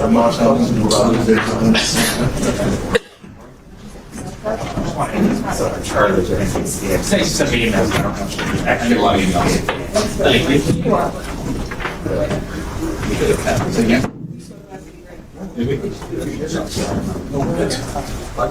so maybe attorney speak to him outside real quick. I'll tell you what. Yes. So, yes. There's one that's not in here, so that's one. Get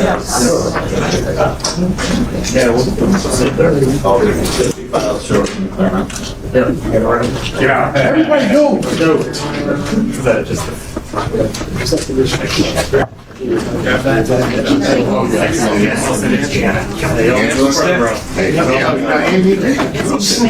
All right, this is my big sister. What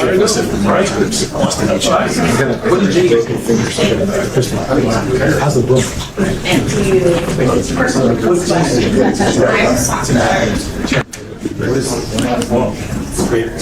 Maybe pictures going out, or I can catch it outside in the hall. Catch it in the hallway, please. I got you. Harrison, you can't talk about you've been muzzled. You've been muzzled. I'm sorry. Yeah, I did the same.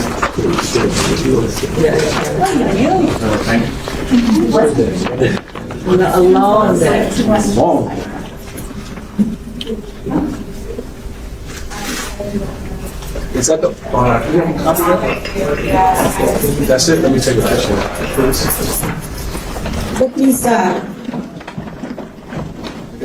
repeat that.